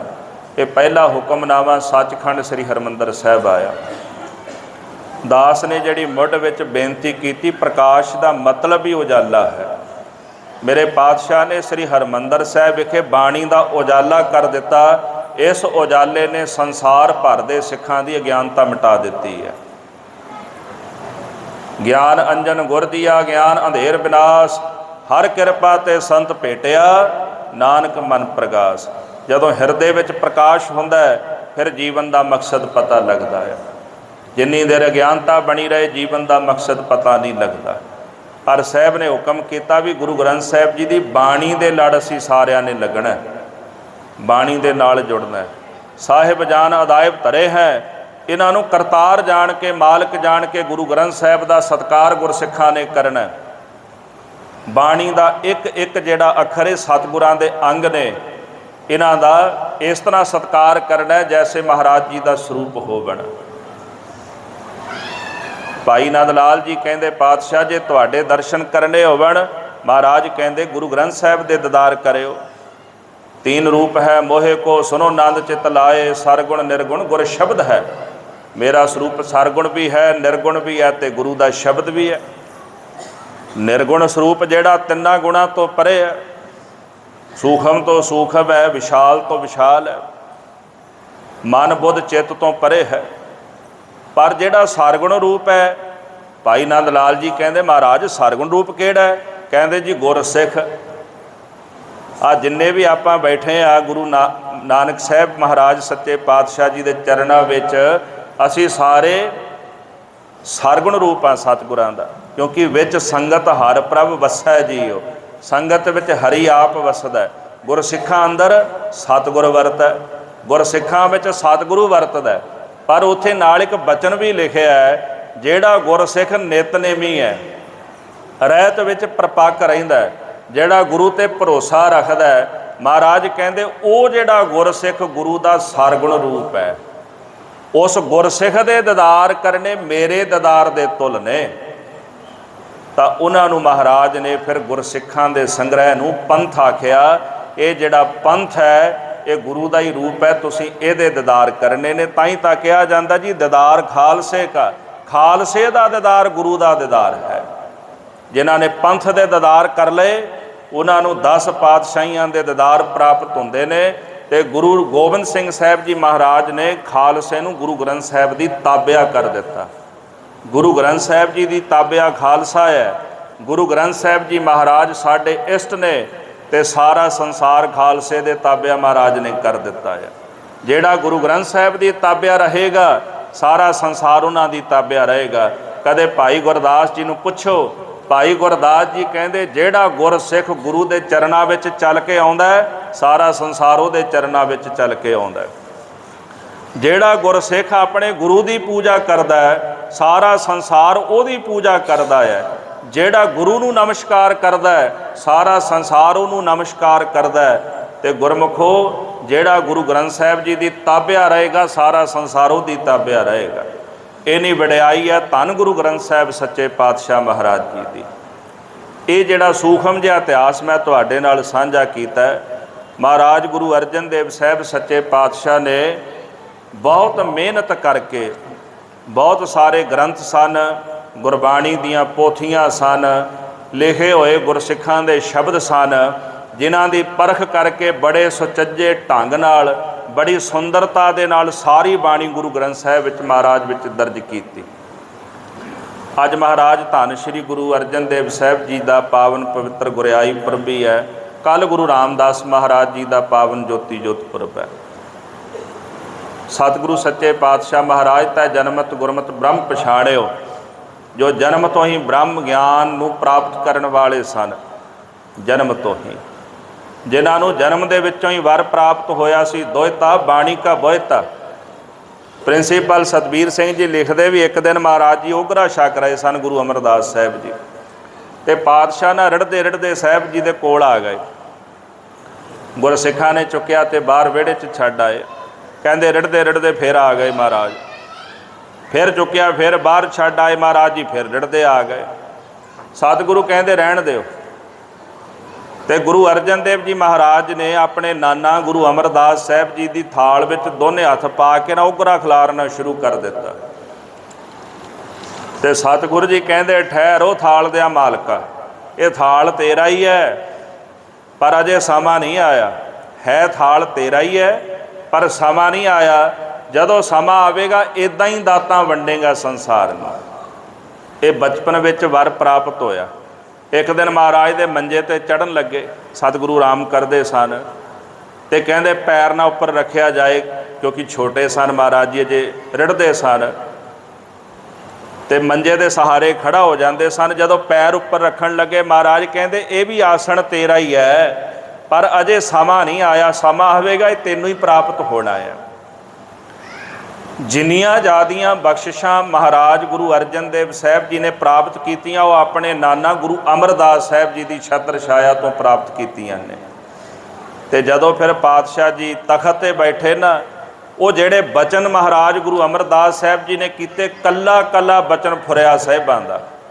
ਗੁਰੂ ਅਰਜਨ ਦੇਵ ਸਾਹਿਬ ਮਹਾਰਾਜ ਜੀ ਦੇ ਜੀਵਨ ਵਿੱਚੋਂ ਗੁਰੂ ਅਮਰਦਾਸ ਮਹਾਰਾਜ ਦੇ ਬਚਨਾਂ ਦੀ ਝਲਕ ਮਿਲਦੀ। ਉਹ ਸਾਰਾ ਪ੍ਰਕਾਸ਼ ਇਹਨਾਂ ਦੇ ਜੀਵਨ ਵਿੱਚੋਂ ਪ੍ਰਾਪਤ ਹੁੰਦਾ ਹੈ। ਸਤਿਗੁਰੂ ਸੱਚੇ ਪਾਤਸ਼ਾਹ ਮਹਾਰਾਜ ਜੀ ਆਪ ਜੀ ਦੇ ਚਰਨਾਂ ਵਿੱਚ ਗੁਰੂ ਰਾਮਦਾਸ ਸਾਹਿਬ ਜੀ ਦੇ ਬਾਬਾ ਸਹਾਰੀ ਜੀ ਆਏ ਲਾਹੌਰ ਤੋਂ। ਮਹਾਰਾਜ ਜੀ ਤੁਹਾਡੇ ਭਤੀਜੇ ਦਾ ਵਿਆਹ ਹੈ, ਕਿਰਪਾ ਕਰੋ ਆਪ ਜੀ ਨਾਲ ਚੱਲੋ। ਤੇ ਸਾਹਿਬ ਜੀ ਕਹਿਣ ਲੱਗੇ ਵੀ ਜੇ ਅਸੀਂ ਜਾਵਾਂਗੇ ਤੇ ਸੰਗਤ ਨਾਲ ਜਾਏਗੀ, ਜਿਹੜਾ ਧੀ ਵਾਲਾ ਪਰਿਵਾਰ ਹੈ ਨਾ ਉਹਨਾਂ 'ਤੇ ਬੋਝ ਪਏਗਾ ਤੇ ਅਸੀਂ ਜਾ ਨਹੀਂ ਸਕਦੇ। ਮਹਾਰਾਜ ਫਿਰ ਕਿਰਪਾ ਕਰੋ ਪੁੱਤਰਾਂ ਨੂੰ ਭੇਜ ਦਿਓ। ਤੇ ਸਾਹਿਬਾਂ ਨੇ ਬਾਬਾ ਪ੍ਰਿਥੀ ਚੰਦ ਨੂੰ ਸੱਦਿਆ ਤੇ ਬਾਬਾ ਪ੍ਰਿਥੀ ਚੰਦ ਨੇ ਬਹਾਨਾ ਮਾਰ ਦਿੱਤਾ। ਸੋਚਣ ਲੱਗੇ ਵੀ ਜੇ ਮੈਂ ਪਿਤਾ ਜੀ ਤੋਂ ਦੂਰ ਹੋਇਆ ਕਿਤੇ ਨਾ ਹੋਵੇ ਵੀ ਗੱਦੀ ਦੂਜੇ ਨੂੰ ਨਾ ਦੇ ਦੇਣ। ਕਹਿੰਦੇ ਮਹਾਰਾਜ ਜੀ ਬਹੁਤ ਸਾਰਾ ਆਮਦਨ ਤੇ ਖਰਚ, ਸੇਵਾ ਸੰਭਾਲ, ਇਹਦੀ ਜ਼ਿੰਮੇਵਾਰੀ ਸਾਰੀ ਮੇਰੇ ਕੋਲ ਹੈ। ਜੇ ਮੈਂ ਚਲਾ ਗਿਆ ਤੇ ਕੌਣ ਕਰੇਗਾ? ਪਾਤਸ਼ਾਹ ਕਹਿੰਦੇ ਕੋਈ ਹੋਰ ਗੁਰਸਿੱਖ ਕਰ ਲਏਗਾ। ਫਿਰ ਬਹਾਨਾ ਬਣਾਇਆ ਜੀ ਰਾਹ ਵਿੱਚ ਗਰਮੀ ਬੜੀ ਹੈ। ਸਤਿਗੁਰੂ ਜਾਣ ਗਏ ਵੀ ਇਹਨੇ ਨਹੀਂ ਜਾਣਾ। ਮਹਾਰਾਜ ਦੇ ਬਚਨ ਮੋੜ ਦਿੱਤੇ। ਬਾਬਾ ਮਹਾਦੇਵ ਨੂੰ ਸੱਦਿਆ। ਉਹਨਾਂ ਦੀ ਬਿਰਤੀ ਵੈਸੇ ਉਪਰਾਮ ਰਹਿੰਦੀ ਸੀ, ਵਿਰਕਤ ਸਾਧੂ ਸਨ। ਉਹ ਕਹਿੰਦੇ ਮਹਾਰਾਜ ਜੀ ਕੌਣ ਤਾਇਆ ਤੇ ਕੌਣ ਭਰਾ, ਮੈਂ ਨਹੀਂ ਕਿਸੇ ਨੂੰ ਜਾਣਦਾ। ਔਖੇ ਵੇਲੇ ਕੋਈ ਨਹੀਂ ਕੰਮ ਆਉਂਦਾ, ਸਾਰੇ ਹੀ ਭੱਜ ਜਾਂਦੇ ਨੇ। ਸੁੱਖ ਵੇਲੇ ਸਾਰੇ ਸਾਥ ਦਿੰਦੇ ਨੇ, ਔਖੇ ਵੇਲੇ ਕੋਈ ਕੰਮ ਨਹੀਂ ਆਉਂਦਾ। ਫਿਰ ਪਾਤਸ਼ਾਹ ਨੇ ਧੰਨ ਗੁਰੂ ਅਰਜਨ ਦੇਵ ਸਾਹਿਬ ਜੀ ਨੂੰ ਹੁਕਮ ਕੀਤਾ ਤੇ ਸ੍ਰੀ ਗੁਰੂ ਅਰਜਨ ਦੇਵ ਜੀ ਮਹਾਰਾਜ ਨੇ ਹੱਥ ਜੋੜੇ। ਗੁਰਪ੍ਰਤਾਪ ਸੂਰਜ ਗ੍ਰੰਥ ਅੰਦਰ ਭਾਈ ਸੰਤੋਖ ਸਿੰਘ ਜੀ ਲਿਖਦੇ, ਮਹਾਰਾਜ ਸੱਚੇ ਪਾਤਸ਼ਾਹ ਕਹਿਣ ਲੱਗੇ ਪਿਤਾ ਜੀ ਇਹ ਤਾਂ ਤੁਸੀਂ ਉਸ ਜਗ੍ਹਾ 'ਤੇ ਭੇਜ ਰਹੇ ਹੋ ਜਿੱਥੇ ਆਨੰਦ ਹੈ, ਕਿਉਂਕਿ ਵਿਆਹ ਸੀ ਉੱਥੇ ਖੁਸ਼ੀ ਹੈ। ਮਹਾਰਾਜ ਜੇਕਰ ਉਸ ਜਗ੍ਹਾ 'ਤੇ ਭੇਜੋ ਜਿੱਥੇ ਜਾ ਕੇ ਸੀਸ ਲੱਗ ਜਾਏ, ਜਿੱਥੇ ਪ੍ਰਾਣ ਤਿਆਗਣੇ ਪੈਣ, ਮੈਂ ਤਾਂ ਉੱਥੇ ਜਾਣ ਤੋਂ ਵੀ ਸ਼ੰਕਾ ਨਾ ਕਰਾਂ। ਇਹ ਤਾਂ ਫਿਰ ਵੀ ਤੁਸੀਂ ਵਿਆਹ 'ਤੇ ਭੇਜਣ ਲੱਗੇ ਹੋ। ਸਤਿਗੁਰਾਂ ਨੇ ਨਾਲ ਹੀ ਫਿਰ ਹੋਰ ਪਰਚਾ ਪਾ ਦਿੱਤਾ, ਬੇਟਾ ਜੀ ਉਨੀ ਦੇਰ ਨਹੀਂ ਆਉਣਾ ਜਿੰਨੀ ਦੇਰ ਤੱਕ ਅਸੀਂ ਸੱਦਦੇ ਨਹੀਂ।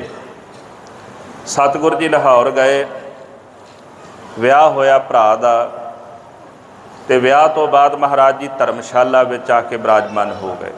ਜਿਹੜੀ ਧਰਮਸ਼ਾਲਾ ਗੁਰੂ ਰਾਮਦਾਸ ਸਾਹਿਬ ਜੀ ਨੇ ਬਣਵਾਈ ਸੀ, ਉੱਥੇ ਰਹਿੰਦਿਆਂ ਕਈ ਮਹੀਨੇ ਬਤੀਤ ਹੋ ਗਏ। ਮਨ ਤੇ ਤਨ ਵਿੱਚ ਸਤਿਗੁਰਾਂ ਦੇ ਦਰਸ਼ਨਾਂ ਦੀ ਬੜੀ ਘਣੀ ਪਿਆਸ ਸੀ। ਇਹ ਪਿਆਸ ਪਤਾ ਕਿੱਥੋਂ ਜਾਗਦੀ ਦਰਸ਼ਨਾਂ ਦੀ? ਅੱਜ ਸਕਰਾਂਤ ਦਾ ਪਰਬ ਵੀ ਹੈ। ਅਸਨ ਪ੍ਰੇਮ ਉਮਾਹੜਾ ਕਿਉ ਮਿਲੀਐ ਹਰ ਜਾਏ, ਮਨ ਤਨ ਪਿਆਸ ਦਰਸ਼ਨ ਘਣੀ ਕੋਈ ਆਣ ਮਿਲਾਵੈ ਮਾਏ। ਅਸਨ ਦਾ ਅਰਥ ਕੀ ਹੈ? ਅਸੂ, ਪਰ ਅਸਨ ਦਾ ਅਰਥ ਹੈ ਆ ਸੁਣ। ਗੁਰੂ ਦੀ ਸੰਗਤ ਵਿੱਚ ਆ ਕੇ ਸਤਿਗੁਰਾਂ ਦੀ ਬਾਣੀ ਸੁਣ, ਇਹਨੂੰ ਕਹਿੰਦੇ ਅਸੁਨ। ਸੰਧੀ ਛੇਦ ਕਰ ਲੈਣਾ, ਆ ਸੁਣ। ਮਹਾਰਾਜ ਦੀ ਬਾਣੀ ਸੁਣ, ਜਿਹਨੂੰ ਸੁਣੀਏ ਉਹਦੇ ਨਾਲ ਪ੍ਰੇਮ ਬਣਦਾ। ਜਿਉਂ-ਜਿਉਂ ਪ੍ਰੇਮ ਬਣਦਾ ਤਿਉਂ-ਤਿਉਂ ਫਿਰ ਜਿਹਦੀ ਵਡਿਆਈ ਸੁਣੀਦੀ ਹੈ ਉਹਦੇ ਦਰਸ਼ਨਾਂ ਦੀ ਤਾਂਘ ਪੈਦਾ ਹੁੰਦੀ ਹੈ। ਸੁਣਨਾ ਗਹਿਰਾ ਹੋਣਾ ਚਾਹੀਦਾ, ਉੱਪਰੋਂ ਆਪਾਂ ਸਾਰੇ ਹੀ ਸੁਣ ਲੈਂਦੇ ਹਾਂ। ਜਿੰਨਾ ਜ਼ਿਆਦਾ ਸੁਣਨਾ ਗਹਿਰਾ ਹੋਵੇਗਾ ਨਾ ਉਨੀ ਖੇਡ ਛੇਤੀ ਬਣੇਗੀ। ਔਰ ਦੁੱਖ ਵੀ ਮਿਟਣਗੇ। ਸੁਣਿਆ ਦੁੱਖ ਪਾਪ ਕਾ ਨਾਸ। ਮਸ਼ਕੀਨ ਜੀ ਕਥਾ ਕਰਦੇ ਸਨ, ਇੱਕ ਆ ਕੇ ਕਹਿੰਦਾ ਵੀ ਤੁਸੀਂ ਕਹਿੰਦੇ ਸੁਣਨ ਨਾਲ ਦੁੱਖ ਮਿਟ ਜਾਂਦੇ ਨੇ, ਤੁਹਾਡੇ ਮਿਟ ਗਏ? ਕਿਉਂਕਿ ਤਰਕਵਾਦੀਆਂ ਦੀ ਥੋੜ੍ਹਾ ਦੁਨੀਆ ਵਿੱਚ। ਆਖੇ ਜੀ ਤੁਹਾਡੇ ਦੁੱਖ ਮਿਟ ਗਏ ਨੇ? ਕਹਿੰਦੇ ਜੀ ਨਹੀਂ। ਫਿਰ ਕਹਿੰਦੇ ਕਿਉਂ? ਕਹਿੰਦੇ ਦੁੱਖ ਨਹੀਂ ਮਿਟੇ, ਪਰ ਸਮਝ ਤਾਂ ਆਈ ਹੈ ਨਾ ਮੈਨੂੰ। ਦੁੱਖ ਤਾਂ ਨਹੀਂ ਮਿਟੇ ਵੀ ਪਾਣੀ 100 ਫੁੱਟ 'ਤੇ ਹੈ ਅਤੇ ਮੈਂ 10 ਕੁ ਫੁੱਟ ਦਾ ਟੋਆ ਪੁੱਟਿਆ, ਗਲਤੀ ਮੇਰੀ ਹੈ। ਪਾਣੀ 100 ਫੁੱਟ 'ਤੇ ਮਿਲਣਾ ਸੀ ਅਤੇ ਮੈਂ ਟੋਆ ਉਹਦੀ ਖੁਦਾਈ 10 ਫੁੱਟ ਦੀ ਕੀਤੀ ਹੈ। ਪਾਣੀ ਤਾਂ 100 ਫੁੱਟ 'ਤੇ ਮਿਲਣਾ ਅਤੇ ਖੁਦਾਈ ਵੀ ਤਾਂ 100 ਫੁੱਟ 'ਤੇ ਕਰਨੀ ਪਏਗੀ ਨਾ। ਗੁਰੂ ਦਾ ਸ਼ਬਦ ਜਿੰਨਾ ਗਹਿਰਾ ਹੈ, ਜੇ ਓਨੀ ਗਹਿਰਾਈ ਨਾਲ ਮੈਂ ਸੁਣਾਂਗਾ ਤੇ ਮੇਰੇ ਦੁੱਖ ਵੀ ਨਿਵਰਤ ਹੋਣਗੇ। ਕਮੀ ਤਾਂ ਮੇਰੇ ਵਿੱਚ ਹੈ ਵੀ ਓਨੀ ਗਹਿਰਾਈ ਵਿੱਚ ਮੈਂ ਜਾ ਕੇ ਸੁਣ ਨਹੀਂ ਸਕਿਆ, ਪਰ ਮੈਨੂੰ ਸਮਝ ਜ਼ਰੂਰ ਆ ਗਈ ਹੈ ਕਿ ਗੁਰੂ ਦਾ ਸ਼ਬਦ ਜਿੰਨੀ ਜ਼ਿਆਦਾ ਗਹਿਰਾਈ ਨਾਲ ਕੋਈ ਸੁਣਦਾ ਹੈ ਓਨੀ ਛੇਤੀ ਉਹਦੇ ਦੁੱਖ ਮਿਟਦੇ ਨੇ। ਮਿਟਦੇ ਸਾਰਿਆਂ ਦੇ ਨੇ, ਪਰ ਜਿੰਨੀ ਜ਼ਿਆਦਾ ਸਰੋਤ ਗਹਿਰੀ ਹੁੰਦੀ ਹੈ ਓਨੀ ਛੇਤੀ ਕਲਾ ਸ਼ਬਦ ਦੀ ਵਰਤਦੀ ਹੈ। ਸ਼ਬਦ ਦੀ ਕਲਾ ਬੜੀ ਪ੍ਰਬਲ ਹੈ। ਆਪਾਂ ਇੱਕ ਅੱਖਰ ਬੋਲੀਏ ਨਾ ਮੁੱਖ ਵਿੱਚੋਂ, ਦੂਜੇ ਨੂੰ ਝੱਟ ਪਤਾ ਲੱਗ ਜਾਂਦਾ ਜੀ।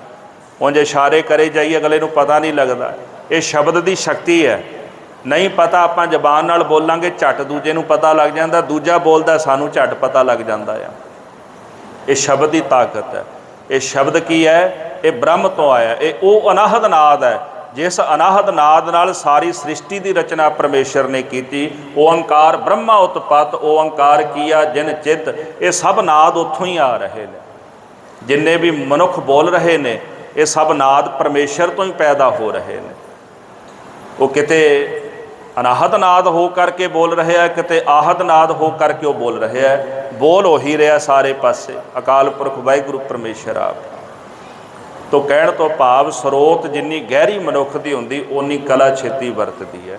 ਤਾਂ ਬੇਨਤੀ ਕੀਤੀ ਹੈ ਕਿ ਜਿਹੜਾ ਗੁਰੂ ਦੇ ਚਰਨਾਂ ਵਿੱਚ ਆ ਕੇ ਗੁਰੂ ਦੀ ਉਸਤਤ ਸੁਣਦਾ ਹੈ, ਉਹਦੇ ਮਨ ਵਿੱਚ ਪ੍ਰੇਮ ਦਾ ਉਮਾਹੜਾ ਉਤਸ਼ਾਹ ਉਮੰਗ ਉਹਦੇ ਅੰਦਰ ਪੈਦਾ ਹੋ ਜਾਂਦੀ ਹੈ। ਉਹਨੂੰ ਸਮਝ ਆਉਂਦੀ ਹੈ ਕਿ ਮੇਰੇ ਜੀਵਨ ਦੇ ਵਿੱਚ ਸਭ ਤੋਂ ਜ਼ਿਆਦਾ ਲੋੜ ਮੈਨੂੰ ਪਰਮੇਸ਼ਰ ਦੀ ਹੈ। ਜਿਹਨੇ ਦਰਗਾਹ ਵਿੱਚ ਜਾ ਕੇ ਮੇਰੀ ਲਾਜ ਰੱਖਣੀ ਹੈ, ਫਿਰ ਉਹ ਗੁਰਮੁਖ ਕਹਿੰਦੇ ਵੀ ਉਹਨੂੰ ਕਿਵੇਂ ਮਿਲੀਏ। ਫਿਰ ਮਨ ਤੇ ਤਨ ਵਿੱਚ ਉਹਦੇ ਦਰਸ਼ਨਾਂ ਦੀ ਘਣੀ ਪਿਆਸ ਪੈਦਾ ਹੁੰਦੀ ਹੈ। ਮਨ ਤਨ ਪਿਆਸ ਦਰਸ਼ਨ ਘਣੀ, ਕੋਈ ਆਣ ਮਿਲਾਵੇ ਮਾਏ। ਕਹਿੰਦੇ ਕੋਈ ਰੱਬ ਦਾ ਪਿਆਰਾ ਆਵੇ, ਮੈਨੂੰ ਆ ਕੇ ਰੱਬ ਦੇ ਨਾਲ ਮਿਲ ਦੇਵੇ। ਕੋਈ ਆਣ ਮਿਲਾਵੇ ਮੇਰਾ ਪ੍ਰੀਤਮ ਪਿਆਰਾ, ਹੋ ਤਿਸ ਪੈ ਆਪ ਵਿਚਾਈ। ਇਹ ਅਵਸਥਾ ਮਹਾਰਾਜ ਧੰਨ ਗੁਰੂ ਅਰਜਨ ਦੇਵ ਸਾਹਿਬ ਸੱਚੇ ਪਾਤਸ਼ਾਹ ਜੀ ਦੀ ਬਣੀ। ਤਾਂ ਆਪਣੇ ਹਿਰਦੇ ਦੀ ਭਾਵਨਾ ਨੂੰ ਬਾਣੀ ਰਾਹੀਂ ਪ੍ਰਗਟ ਕੀਤਾ ਸਾਹਿਬਾਂ ਨੇ। ਜਿਹੜਾ ਬਚਨ ਕੀਤਾ ਸੀ ਨਾ, ਦੋਇਤਾ ਬਾਣੀ ਕਾ ਬੋਇਤਾ, ਇਹ ਬਚਨ ਫਲਿਆ। ਗੁਰਤਾ ਗੱਦੀ ਦੇ ਉੱਪਰ ਬਿਰਾਜਮਾਨ ਹੋਣ ਤੋਂ ਪਹਿਲਾਂ ਹੀ ਮਹਾਰਾਜ ਨੇ ਬਾਣੀ ਲਿਖੀ, ਚਿੱਠੀ ਭੇਜੀ। ਉਹ ਚਿੱਠੀ ਬਾਬਾ ਪ੍ਰਿਥੀ ਚੰਦ ਦੇ ਹੱਥ ਲੱਗ ਗਈ। ਜਦੋਂ ਨੇ ਚਿੱਠੀ ਪੜ੍ਹੀ, ਮੇਰਾ ਮਨ ਲੋਚੈ ਗੁਰ ਦਰਸ਼ਨ ਤਾਈ, ਬਿਲਬ ਕਰੇ ਚਾਤਰ ਕੀ ਨਿਆਈ। ਤ੍ਰਿਖਨਾ ਉਤਰੈ ਸ਼ਾਂਤ ਨ ਆਵੈ, ਬਿਨ ਦਰਸ਼ਨ ਸੰਤ ਪਿਆਰੇ ਜੀਓ। ਹਉ ਘੋਲੀ ਜੀਓ ਘੋਲ ਕਮਾਈ, ਗੁਰ ਦਰਸ਼ਨ ਸੰਤ ਪਿਆਰੇ ਜੀਓ। ਬਾਬਾ ਪ੍ਰਿਥੀ ਚੰਦ ਵਿਸਮਾਦ ਹੋ ਗਿਆ ਪੜ੍ਹ ਕੇ ਵੀ ਇਹ ਤਾਂ ਬਾਣੀ ਉਸ ਤਰ੍ਹਾਂ ਦੀ ਹੈ ਜਿਵੇਂ ਪਿਤਾ ਜੀ ਉਚਾਰਦੇ ਨੇ। ਇਹ ਬਾਣੀ ਤਾਂ ਇਸ ਤਰ੍ਹਾਂ ਦੀ ਹੈ ਜਿਵੇਂ ਗੁਰੂ ਨਾਨਕ ਸਾਹਿਬ ਦੀ ਉਚਾਰਦੇ ਨੇ। ਜੇ ਚਿੱਠੀ ਪਿਤਾ ਜੀ ਨੂੰ ਮਿਲ ਗਈ, ਕਿਤੇ ਇਹ ਨਾ ਹੋਵੇ ਵੀ ਗੱਦੀ ਪਿਤਾ ਜੀ ਮੇਰੇ ਭਰਾ ਨੂੰ ਦੇ ਦੇਣ। ਉਹਨਾਂ ਨੇ ਚਿੱਠੀ ਲੈ ਕੇ ਬੋਝੇ 'ਚ ਪਾ ਲਈ ਤੇ ਸਿੱਖ ਨੂੰ ਆਖਿਆ ਵੀ ਕੱਲ੍ਹ ਨੂੰ ਮੈਂ ਤੈਨੂੰ ਦੱਸਾਂਗਾ ਵੀ ਗੁਰੂ ਰਾਮਦਾਸ ਸਾਹਿਬ ਜੀ ਕੀ ਕਹਿੰਦੇ, ਹੁਣ ਆਰਾਮ ਕਰ ਲੈ। ਸਿੱਖ ਰਾਤ ਉੱਥੇ ਰਿਹਾ। ਸਵੇਰੇ ਪ੍ਰਿਥੀ ਚੰਦ ਨੇ ਸੱਦ ਕੇ ਆਖਿਆ ਵੀ ਗੁਰੂ ਸਾਹਿਬ ਜੀ ਦਾ ਹੁਕਮ ਹੈ ਵੀ ਸਭ ਕੁਝ ਇੱਥੇ ਠੀਕ ਹੈ, ਆਉਣਾ ਨਹੀਂ ਤੁਸੀਂ ਜਿੰਨੀ ਦੇਰ ਅਸੀਂ ਬੁਲਾਉਂਦੇ ਨਹੀਂ। ਇਹ ਸੁਨੇਹਾ ਜਾ ਕੇ ਸਿੱਖ ਨੇ ਦੇ ਦਿੱਤਾ। ਕੁਝ ਸਮਾਂ ਲੰਘਿਆ। ਮਹਾਰਾਜ ਇੱਕ ਦਿਨ ਸੋਚਣ ਵੀ ਪਿਤਾ ਜੀ ਨੇ ਕਿਤੇ ਭੁਲਾ ਤਾਂ ਨਹੀਂ ਦਿੱਤਾ। ਫਿਰ ਦੂਜੀ ਚਿੱਠੀ ਲਿਖਦੇ ਨੇ, ਤੇਰਾ ਮੁਖ ਸੁਹਾਵਾ ਜੀਓ, ਸਹਿਜ ਧੁਨ ਬਾਣੀ, ਚਿਰ ਹੋਆ ਦੇਖੇ ਸਾਰੰਗ ਪਾਣੀ। ਧਨ ਸੋ ਜੇ ਦੇਸ ਜਹਾ ਤੂੰ ਵਸਿਆ, ਮੇਰੇ ਸੱਜਣ ਮੀਤ ਮੁਰਾਰੇ ਜੀਓ। ਦੂਜੀ ਚਿੱਠੀ ਲੈ ਕੇ ਭੇਜੀ। ਸਿੱਖ ਚਿੱਠੀ ਲੈ ਕੇ ਆਇਆ, ਫਿਰ ਉਹ ਪ੍ਰਿਥੀ ਚੰਦ ਦੇ ਹੱਥ ਵਿੱਚ ਲੱਗ ਗਈ। ਪ੍ਰਿਥੀ ਚੰਦ ਨੇ ਸੋਚਿਆ ਵੀ ਇਹ ਬਾਣੀ ਰੋਜ਼ ਲਿਖਣ ਲੱਗ ਪਿਆ। ਉਹਨੇ ਲੈ ਕੇ ਬੋਝੇ ਵਿੱਚ ਪਾ ਕੇ ਸਿੱਖ ਨੂੰ ਦਰਵਾਜ਼ੇ ਤੋਂ ਹੀ ਮੋੜ ਦਿੱਤਾ ਵੀ ਜਾ ਚਲਾ ਜਾ। ਫਿਰ ਮਹਾਰਾਜ ਨੇ ਤੀਜੀ ਚਿੱਠੀ ਲਿਖੀ, ਇੱਕ ਘੜੀ ਨਾ ਮਿਲਤੇ ਕਲਯੁਗ ਹੋਤਾ। ਆਪਾਂ ਤੇ ਭਾਵੇਂ ਨਾ 10 ਦਿਨ ਗੁਰਦੁਆਰੇ ਆਈਏ ਤੇ ਕੰਮ ਚੱਲ ਜਾਂਦਾ, ਨਾ ਮੱਥਾ ਟੇਕੀਏ ਤੇ ਕੰਮ ਚੱਲ ਜਾਂਦਾ। ਪਰ ਤੁਸੀਂ ਸੱਚ ਜਾਣਿਓ, ਇਹ ਗੱਲ ਕੇਵਲ ਵਿਅੰਗ ਦੀ ਨਹੀਂ। ਸਕਰਾਂਦੀਏ ਸਿੱਖ ਵੀ ਹੁੰਦੇ ਨੇ। ਸਕਰਾਂਦ ਆਉਣਾ, ਉਹਨਾਂ ਨੂੰ ਲੱਗਦਾ ਵੀ ਚਲੋ ਗੁਰਦੁਆਰੇ ਚੱਲਦੇ ਆ, ਵੀ ਕਿਤੇ ਰੱਬ ਹੀ ਨਾ ਗੁੱਸੇ ਹੋ ਜਾਏ, ਵੀ ਕਿਤੇ ਰੱਬ ਹੀ ਨਾ ਗੁੱਸੇ ਹੋ ਜਾਏ। ਕੈਨੇਡਾ ਦੀ ਗੱਲ ਹੈ, ਇੱਕ ਨਾ ਨੌਜਵਾਨ ਪਟਿਆਲੇ ਦਾ ਹੀ ਸੀਗਾ, ਉੱਥੇ ਮੈਨੂੰ ਮਿਲਿਆ ਤੇ ਪੜ੍ਹਾਈ ਕਰਨ ਗਿਆ ਸੀ ਉੱਥੇ। ਤੇ ਜਦੋਂ ਉਹਨੂੰ ਕੋਈ ਕੰਮ ਪੈਣਾ ਨਾ, ਉਹਨੇ ਗੁਰਦੁਆਰਾ ਸਾਹਿਬ ਆ ਜਾਣਾ ਤੇ ਸਵੇਰੇ ਹੀ ਗੁਟਕਾ ਸਾਹਿਬ ਲੈ ਕੇ ਬਹਿ ਜਾਣਾ। ਉਹਨੇ ਬਾਣੀ ਪੜ੍ਹਨੀ, ਕੁਦਰਤੀ ਗੁਰੂ ਸਾਹਿਬ ਦੀ ਕਲਾ ਵੀ ਵਰਤਦੀ, ਉਹਦਾ ਕੰਮ ਵੀ ਹੋ ਜਾਂਦਾ। ਉਂਝ ਅੱਗੇ ਪਿੱਛੇ ਨਹੀਂ ਆਉਣਾ ਉਹਨੇ ਕਿਤੇ। ਜਦੋਂ ਵੀ ਲੋੜ ਹੋਣੀ, ਐਗਜ਼ਾਮ ਹੋਣੇ, ਜਦੋਂ ਰਿਜ਼ਲਟ ਆਉਣਾ, ਕਿਤੇ ਇਮੀਗ੍ਰੇਸ਼ਨ ਦਾ ਕੰਮ ਹੋਣਾ, ਉਹਨੇ ਰੋਜ਼ ਆ ਜਾਣਾ। ਆ ਕੇ ਅੰਮ੍ਰਿਤ ਵੇਲੇ ਗੁਟਕਾ ਸਾਹਿਬ ਲੈ ਕੇ ਬਹਿ ਜਾਣਾ। ਉਸ ਤੋਂ ਬਾਅਦ ਨਹੀਂ ਦਿਸਿਆ ਜਦੋਂ ਸਾਰੇ ਕੰਮ ਹੋ ਗਏ। ਫਿਰ ਮੈਨੂੰ ਕਾਫੀ ਦੇਰ ਬਾਅਦ ਕਿਤੇ ਨਾ ਮਿਲਿਆ ਜਦੋਂ, ਤੇ ਦਾੜਾ ਵੀ ਕਟਾਇਆ ਸੀ ਉਹਨੇ। ਮੈਂ ਵੇਖ ਕੇ ਹੈਰਾਨ ਹੋ ਗਿਆ। ਅੰਮ੍ਰਿਤਧਾਰੀ ਸੀ ਪਹਿਲਾਂ ਵੀ, ਆਹ ਕੀ ਕੀਤਾ ਮੈਂ। ਉਹਨੇ ਸੋਚਿਆ ਵੀ ਹੁਣ ਕੈਨੇਡਾ ਦੀ PR ਮਿਲ ਗਈ, ਹੁਣ ਰੱਬ ਕਿਹੜਾ ਕੁਝ ਖੋਹ ਲੈਣ ਲੱਗਾ। ਹੁਣ ਜਦੋਂ PR ਹੋ ਗਏ ਆ, ਵੀ ਪਹਿਲਾਂ ਤਾਂ ਡਰ ਸੀ ਵੀ ਪਤਾ ਨਾ ਕਿਤੇ ਨਾ ਹੋਵੇ ਵੀ ਸ਼ਾਇਦ ਕਾਲਜ ਵਿੱਚੋਂ ਪਾਸ ਨਾ ਹੋਈਏ, ਵੀ ਚਲੋ ਗੁਰਦੁਆਰੇ ਚੱਲਦੇ ਆ, ਵੀ ਰੱਬ ਨੂੰ ਕਵਾਂਗੇ ਵੀ ਗੁੱਸੇ ਨਾ ਹੋ ਜਾਏ। ਫਿਰ ਇੱਕ ਦਿਨ ਵੀਜ਼ਾ ਲੈਣਾ ਸੀ ਅਮਰੀਕਾ ਦਾ, ਫਿਰ ਆ ਗਿਆ ਸਵੇਰੇ, ਉਹ ਵੀ ਮਿਲ ਗਿਆ। ਹੁਣ PR ਹੋ ਗਿਆ, ਹੁਣ ਦਾੜਾ ਕਟਾ ਦਿੱਤਾ, ਵੀ ਹੁਣ ਰੱਬ ਕੀ ਵਿਗਾੜ ਲਏਗਾ ਮੇਰਾ। ਇਹ ਕੁਦਰਤੀ ਗੱਲ ਹੈ ਵੀ ਕੁਝ ਮਨੁੱਖਾਂ ਦੀ ਇੱਦਾਂ ਦੀ ਭਾਵਨਾ ਹੁੰਦੀ ਹੈ। ਗੱਲ ਵਿਅੰਗਮਈ ਹੈ ਪਰ ਤੱਤ ਵਾਲੀ ਹੈ। ਉਹਨਾਂ ਨੂੰ ਇਹ ਹੁੰਦਾ ਵੀ ਕਿਤੇ ਇਹ ਨਾ ਹੋਵੇ ਵੀ ਗੁਰਦੁਆਰੇ ਨਾ ਜਾਈਏ ਤੇ ਕਿਤੇ ਰੱਬ ਵਿਗਾੜ ਨਾ ਦੇ ਕੋਈ ਸਾਡਾ। ਉਹਨਾਂ ਅੰਦਰ ਪੈ ਹੁੰਦਾ ਆ। ਇੱਥੇ ਤਾਂ ਭਾਗਾਂ ਦੀ ਗੱਲ ਹੈ ਗੁਰਮੁਖੋ। ਜੈਸੀ ਕਲਮ ਪਰਮੇਸ਼ਰ ਨੇ ਮਸਤਕ 'ਤੇ ਚਲਾ ਦਿੱਤੀ ਹੈ ਨਾ, ਉਹ ਭਾਗ ਗੁਰੂ ਤੋਂ ਬਿਨਾਂ ਨਹੀਂ ਕੋਈ ਬਦਲ ਸਕਦਾ। ਗੁਰੂ ਕਦੇ ਗੁੱਸੇ ਥੋੜ੍ਹਾ ਹੁੰਦਾ ਵੀ ਮੈਂ ਤੈਨੂੰ ਮਾਇਆ ਦਿੱਤੀ, ਤੂੰ ਮੱਥਾ ਟੇਕਣ ਨਹੀਂ ਆਉਂਦਾ, ਮੈਂ ਖੋਹ ਲੈਣੀ ਆ। ਨਹੀਂ, ਉਹ ਤੇਰੇ ਭਾਗ ਨੇ, ਉਹ ਇੱਦਾਂ ਹੀ ਰਹਿਣੇ ਨੇ। ਨਹੀਂ ਆਏਗਾ ਤੇ ਤੇਰਾ ਨੁਕਸਾਨ ਹੈ, ਨਹੀਂ ਆਏਗਾ ਤੇ ਚੰਗਾ ਬੀਜ ਕਿਵੇਂ ਬੀਜੇਗਾ। ਗੁਰੂ ਸਾਹਿਬ ਨੇ ਤਾਂ ਤੈਨੂੰ ਚੰਗਾ ਬੀਜ ਬੀਜਣ ਵਾਸਤੇ ਪ੍ਰੇਰਿਤ ਕਰਨਾ। ਗੁਰਮੁਖਾ ਚੰਗਾ ਬੀਜ ਬੀਜ, ਰੰਗ ਲੱਗ ਜਾਏਗਾ ਤੈਨੂੰ। ਆਪਾਂ ਇੱਥੇ ਚੰਗਾ ਬੀਜ ਬੀਜਣ ਵਾਸਤੇ ਆਉਂਦੇ ਹਾਂ, ਪੁਰਾਣਾ ਖਾ ਰਹੇ ਹਾਂ, ਨਵਾਂ ਅਸੀਂ ਬੀਜ ਰਹੇ ਹਾਂ। ਤਾਂ ਗੁਰੂ ਸਾਹਿਬ ਕਹਿੰਦੇ ਇੱਥੇ ਆਏਗਾ ਤੇ ਤੈਨੂੰ ਚੰਗਾ ਬੀਜ ਬੀਜਣ ਦੀ ਸੋਝੀ ਹੋਵੇਗੀ, ਤਾਂ ਉਹ ਬੀਜ ਫਿਰ ਰੰਗ ਲਾਵਣਗੇ। ਇਸ ਵਾਸਤੇ ਕਈ ਗੁਰਮੁਖਾਂ ਦੀ ਅਵਸਥਾ ਤਾਂ ਇਦਾਂ ਦੀ ਹੈ ਵੀ ਇੱਕ ਘੜੀ ਵੀ ਮਹਾਰਾਜ ਤੋਂ ਬਿਨਾਂ ਰਹਿ ਨਹੀਂ ਸਕਦੇ। ਇੱਕ ਮਹਾਂਪੁਰਖ ਹੋਏ ਨੇ ਹੋਤੀ ਮਰਦਾਨ ਵਾਲੇ, ਕਹਿੰਦੇ ਰਾਤ ਨੂੰ ਸੁਖਾਸਣ ਕਰਨਾ, ਸੁਖਾਸਣ ਤੋਂ ਬਾਅਦ ਜਲ ਪਾਣੀ ਛਕ ਕੇ ਫਿਰ ਸੱਚਖੰਡ ਦੇ ਮੂਹਰੇ ਖਲੋ ਜਾਣਾ ਜਾ ਕੇ ਰਾਤ ਹੀ। ਪਤਾ ਤਾਂ ਹੈ ਵੀ ਪ੍ਰਕਾਸ਼ ਸਵੇਰੇ ਹੀ ਹੋਣਾ ਹੈ, ਪਰ ਉਹਨਾਂ ਨੇ ਰਾਤ ਹੀ ਖਲੋ ਜਾਣਾ ਤੇ ਹੱਥ ਜੋੜ ਕੇ ਉੱਥੇ ਅਰਦਾਸ ਕਰਨੀ। ਦਰ ਮੰਦੇ ਠਾਡੇ ਦਰਬਾਰ, ਤੁਝ ਬਿਨ ਸੁਰਤ ਕਰੈ ਕੋ ਮੇਰੀ, ਦਰਸ਼ਨ ਦੀਜੈ ਖੋਲ ਕਿਵਾਰ। ਉੱਥੇ ਅਰਦਾਸਾਂ ਕਰੀ ਜਾਣੀਆਂ। ਨਾਲ ਦੇ ਸੰਗੀ ਕਹਿੰਦੇ ਬਾਬਾ ਜੀ ਪਤਾ ਤੇ ਤੁਹਾਨੂੰ ਵੀ ਹੈ ਵੀ ਪ੍ਰਕਾਸ਼ ਤਾਂ ਸਵੇਰੇ ਹੀ ਹੋਣਾ ਨਾ। ਕਹਿੰਦੇ ਫਿਰ ਕੀ ਹੈ, ਚਾਹ ਤਾਂ ਹਿਰਦੇ ਵਿੱਚ ਹੈ ਨਾ। ਅਰਦਾਸਾਂ ਕਰ ਰਹੇ ਆ ਵੀ ਮਹਾਰਾਜ ਦਰਸ਼ਨਾਂ ਦੀ ਦਾਤ ਦਿਓ। ਅਰਦਾਸ ਕਰਾਂਗੇ ਤਾਂ ਹੀ ਦਰਸ਼ਨ ਮਿਲਣਗੇ ਨਾ। ਮਨ ਤਨ ਪਿਆਸ ਦਰਸ਼ਨ ਘਣੀ, ਕੋਈ ਆਣ ਮਿਲਾਵੇ ਮਾਏ। ਰਾਤ ਹੀ ਅਰਦਾਸ ਕਰੀ ਜਾਣੀ ਉਹਨਾਂ ਮਹਾਂਪੁਰਖਾਂ ਨੇ। ਵੇਖੋ ਕਿੱਦਾਂ ਦਾ ਪਿਆਰ ਹੈ ਰੱਬ ਦੇ ਪਿਆਰਿਆਂ ਦਾ। ਉਹ ਕਹਿੰਦੇ ਮਹਾਰਾਜ ਜੇ ਇੱਕ ਘੜੀ ਨਹੀਂ ਮਿਲਦੇ ਤੇ ਕਲਯੁਗ ਵਰਤ ਜਾਂਦਾ। ਹੁਣ ਕਦ ਮਿਲਿਆ ਪ੍ਰੈ ਤੁਧ ਭਗਵੰਤਾ, ਬੋਏ ਰਹਿਣ ਨਾ ਵਿਹਾਵੈ ਨੀਂਦ ਨਾ ਆਵੈ। ਬਿਨ ਦੇਖੇ ਗੁਰ ਦਰਸਾਰੇ ਜੀਓ, ਹੋਂ ਘੋਲੀ ਹੋਂ ਘੋਲ ਕਮਾਈ, ਗੁਰ ਦਰਸ਼ਨ ਸੰਤ ਪਿਆਰੇ ਜੀਓ। ਮਹਾਰਾਜ ਨੇ ਜਦੋਂ ਚਿੱਠੀ ਦਿੱਤੀ ਨਾ ਗੁਰਸਿੱਖ ਨੂੰ, ਆਖਿਆ ਵੀ ਇਸ ਵੇਰੀ ਜਾ ਕੇ ਗੁਰੂ ਰਾਮਦਾਸ ਸਾਹਿਬ ਦੇ ਚਰਨਾਂ ਵਿੱਚ ਸੌਂਪਣੀ ਹੈ। ਉਹ ਗੁਰਸਿੱਖ ਚਿੱਠੀ ਲੈ ਕੇ ਆਇਆ, ਧੰਨ ਗੁਰੂ ਰਾਮਦਾਸ ਮਹਾਰਾਜ ਦੇ ਚਰਨਾਂ ਵਿੱਚ ਅਰਪਿਤ ਕੀਤੀ ਚਿੱਠੀ। ਮਹਾਰਾਜ ਨੇ ਜਦੋਂ ਚਿੱਠੀ ਪੜ੍ਹੀ, ਇਤਿਹਾਸਕਾਰ ਲਿਖਦੇ ਵੀ ਮਹਾਰਾਜ ਦੇ ਨੇਤਰਾਂ ਵਿੱਚੋਂ ਪ੍ਰੇਮ ਦਾ ਜਲ ਛਲਕਾਇਆ ਵੇਖ ਕੇ। ਉਸੇ ਵਕਤ ਬਾਬਾ ਬੁੱਢਾ ਜੀ ਨੂੰ ਭੇਜਿਆ ਕਿ ਜਾਓ ਲਾਹੌਰੋਂ ਲੈ ਕੇ ਆਓ। ਬਾਬਾ ਬੁੱਢਾ ਸਾਹਿਬ ਜੀ ਸਤਿਗੁਰਾਂ ਨੂੰ ਲਾਹੌਰੋਂ ਲੈ ਕੇ ਆਏ। ਵੇਖੋ ਭੇਜਿਆ ਤਾਂ ਵਿਆਹ 'ਤੇ ਸੀ, ਪਰ ਨਾਲ ਗੱਦੀ ਦੇਣ ਦੀ ਪਰਖ ਵੀ ਮੇਰੇ ਸਾਹਿਬਾਂ ਨੇ ਕਰ ਲਈ। ਬਾਬਾ ਬੁੱਢਾ ਜੀ ਲਾਹੌਰ ਤੋਂ ਲੈ ਕੇ ਆਏ, ਸਤਿਗੁਰਾਂ ਦੇ ਚਰਨਾਂ ਵਿੱਚ ਧੰਨ ਗੁਰੂ ਅਰਜਨ ਦੇਵ ਸਾਹਿਬ ਜੀ ਨੇ ਨਮਸਕਾਰ ਕੀਤੀ। ਕੈਸੀ ਪ੍ਰੀਤ ਚੰਦ ਚਕੋਰ ਪ੍ਰੀਤ ਹੈ, ਲਾਏ ਤਾਰ ਨਿਹਾਲੇ। ਜਿਵੇਂ ਚਕੋਰ ਦੀ ਚੰਦਰਮੇ ਨਾਲ ਪ੍ਰੀਤ ਹੁੰਦੀ, ਇੱਕ ਟੱਕ ਧਿਆਨ ਲਾ ਕੇ ਉਹਦੇ ਦਰਸ਼ਨ ਕਰਦਾ, ਉਹਨੂੰ ਵੇਖਦਾ ਰਹਿੰਦਾ। ਐਸੀ ਪ੍ਰੀਤ ਨੇਹੋ ਕਵਲ ਜਲ ਜਾਣੀਐ, ਖਿੜ ਮੋਹ ਵਿਖਾਲੇ। ਜੈਸੀ ਪ੍ਰੀਤ ਕਵਲ ਦੀ ਪਾਣੀ ਦੇ ਨਾਲ ਹੈ, ਤੇ ਜੈਸੀ ਪ੍ਰੀਤ ਕਵਲ ਦੇ ਫੁੱਲ ਦੀ ਸੂਰਜ ਨਾਲ ਵੀ ਹੈ, ਕਿਉਂਕਿ ਸੂਰਜ ਚੜ੍ਹਦਾ ਤੇ ਕਵਲ ਦਾ ਫੁੱਲ ਖਿੜ ਜਾਂਦਾ। ਐਸੀ ਪ੍ਰੀਤ ਗੁਰਸਿੱਖ ਦੀ ਗੁਰੂ ਦੇ ਨਾਲ ਹੈ। ਭਾਈ ਸਾਹਿਬ ਭਾਈ ਗੁਰਦਾਸ ਸਾਹਿਬ ਜੀ ਕਹਿੰਦੇ ਜਿਵੇਂ ਮੱਛੀ ਦੀ ਪ੍ਰੀਤ ਨਹੀਂ ਘਟਦੀ ਪਾਣੀ ਵਿੱਚ ਤੈਰ ਤੈਰ ਕੇ, ਤੈਸੇ ਗੁਰਸਿੱਖਾਂ ਦੀ ਪ੍ਰੀਤ ਵੀ ਗੁਰੂ ਦੇ ਦੀਦਾਰ ਕਰ ਕਰਕੇ ਘਟਦੀ ਨਹੀਂ। ਉਹ ਗੁਰੂ ਦੇ ਦਰਸ਼ਨਾਂ ਦੇ ਰਸੀਲੇ ਰਸਕ ਨੇ, ਉਹ ਅੱਠੇ ਪੈਰ ਗੁਰੂ ਦੇ ਦਰਸ਼ਨਾਂ ਦਾ ਰਸ ਪ੍ਰਾਪਤ ਕਰਦੇ ਨੇ। ਐਸੀ ਅਵਸਥਾ ਧੰਨ ਗੁਰੂ ਅਰਜਨ ਦੇਵ ਸਾਹਿਬ ਮਹਾਰਾਜ ਜੀ ਦੀ। ਸਤਿਗੁਰਾਂ ਨੇ ਆਪਣੇ ਪਾਸ ਬਿਠਾਇਆ, ਆਖਣ ਲੱਗੇ ਬੇਟਾ ਜੀ ਵੀ ਚਿੱਠੀ ਉੱਪਰ ਅੰਕ 3 ਪਾਇਆ ਵੀ ਚਿੱਠੀ ਪਹਿਲੀ ਹੈ। ਕਹਿੰਦੇ ਪਾਤਸ਼ਾਹ ਇਸ ਤੋਂ ਪਹਿਲਾਂ ਵੀ 2 ਚਿੱਠੀਆਂ ਭੇਜੀਆਂ ਸਨ, ਤੇ ਸਾਹਿਬਾਂ ਨੇ ਆਖਿਆ ਵੀ ਕਿਤੇ ਰਾਹ ਵਿੱਚ ਡਿੱਗ ਤਾਂ ਨਹੀਂ ਗਈਆਂ ਗੁਰਸਿੱਖ ਕੋਲੋਂ ਜਿਹੜਾ ਲੈ ਕੇ ਆਇਆ। ਗੁਰਸਿੱਖ ਨੂੰ ਸੱਦਿਆ, ਉਹ ਕਹਿੰਦੇ ਮਹਾਰਾਜ ਜੀ ਚਿੱਠੀਆਂ ਤਾਂ ਲੈ ਕੇ ਆਇਆ ਸੀ, ਪਰ ਬਾਬਾ ਪ੍ਰਿਥੀ ਚੰਦ ਨੇ ਚਿੱਠੀਆਂ ਲੈ ਲਈਆਂ ਮੇਰੇ ਕੋਲੋਂ। ਸਤਿਗੁਰਾਂ ਨੇ ਬਾਬਾ ਪ੍ਰਿਥੀ ਚੰਦ ਨੂੰ ਸੱਦਿਆ, ਆਖਿਆ ਬੇਟਾ ਚਿੱਠੀਆਂ ਤੁਹਾਡੇ ਕੋਲ ਨੇ। ਉਹਨੇ ਜਵਾਬ ਦਿੱਤਾ ਵੀ ਮਹਾਰਾਜ ਉਹ ਚਿੱਠੀ ਕਿਹੜਾ ਹੁੰਡੀ ਸੀ ਵੀ ਮੈਂ ਮਾਇਆ ਲੈ ਲੈਣੀ ਹੈ, ਵੀ ਮੇਰੇ ਕੋਲ ਕੋਈ ਚਿੱਠੀਆਂ ਨਹੀਂ। ਮਹਾਰਾਜ ਜੀ ਕਹਿੰਦੇ ਵੀ ਚਲੋ ਭੁੱਲ ਗਈਆਂ ਹੋਣਗੀਆਂ ਕਿਤੇ ਰੱਖ ਕੇ, ਵੀ ਤੇਰੇ ਕੋਲ ਨੇ।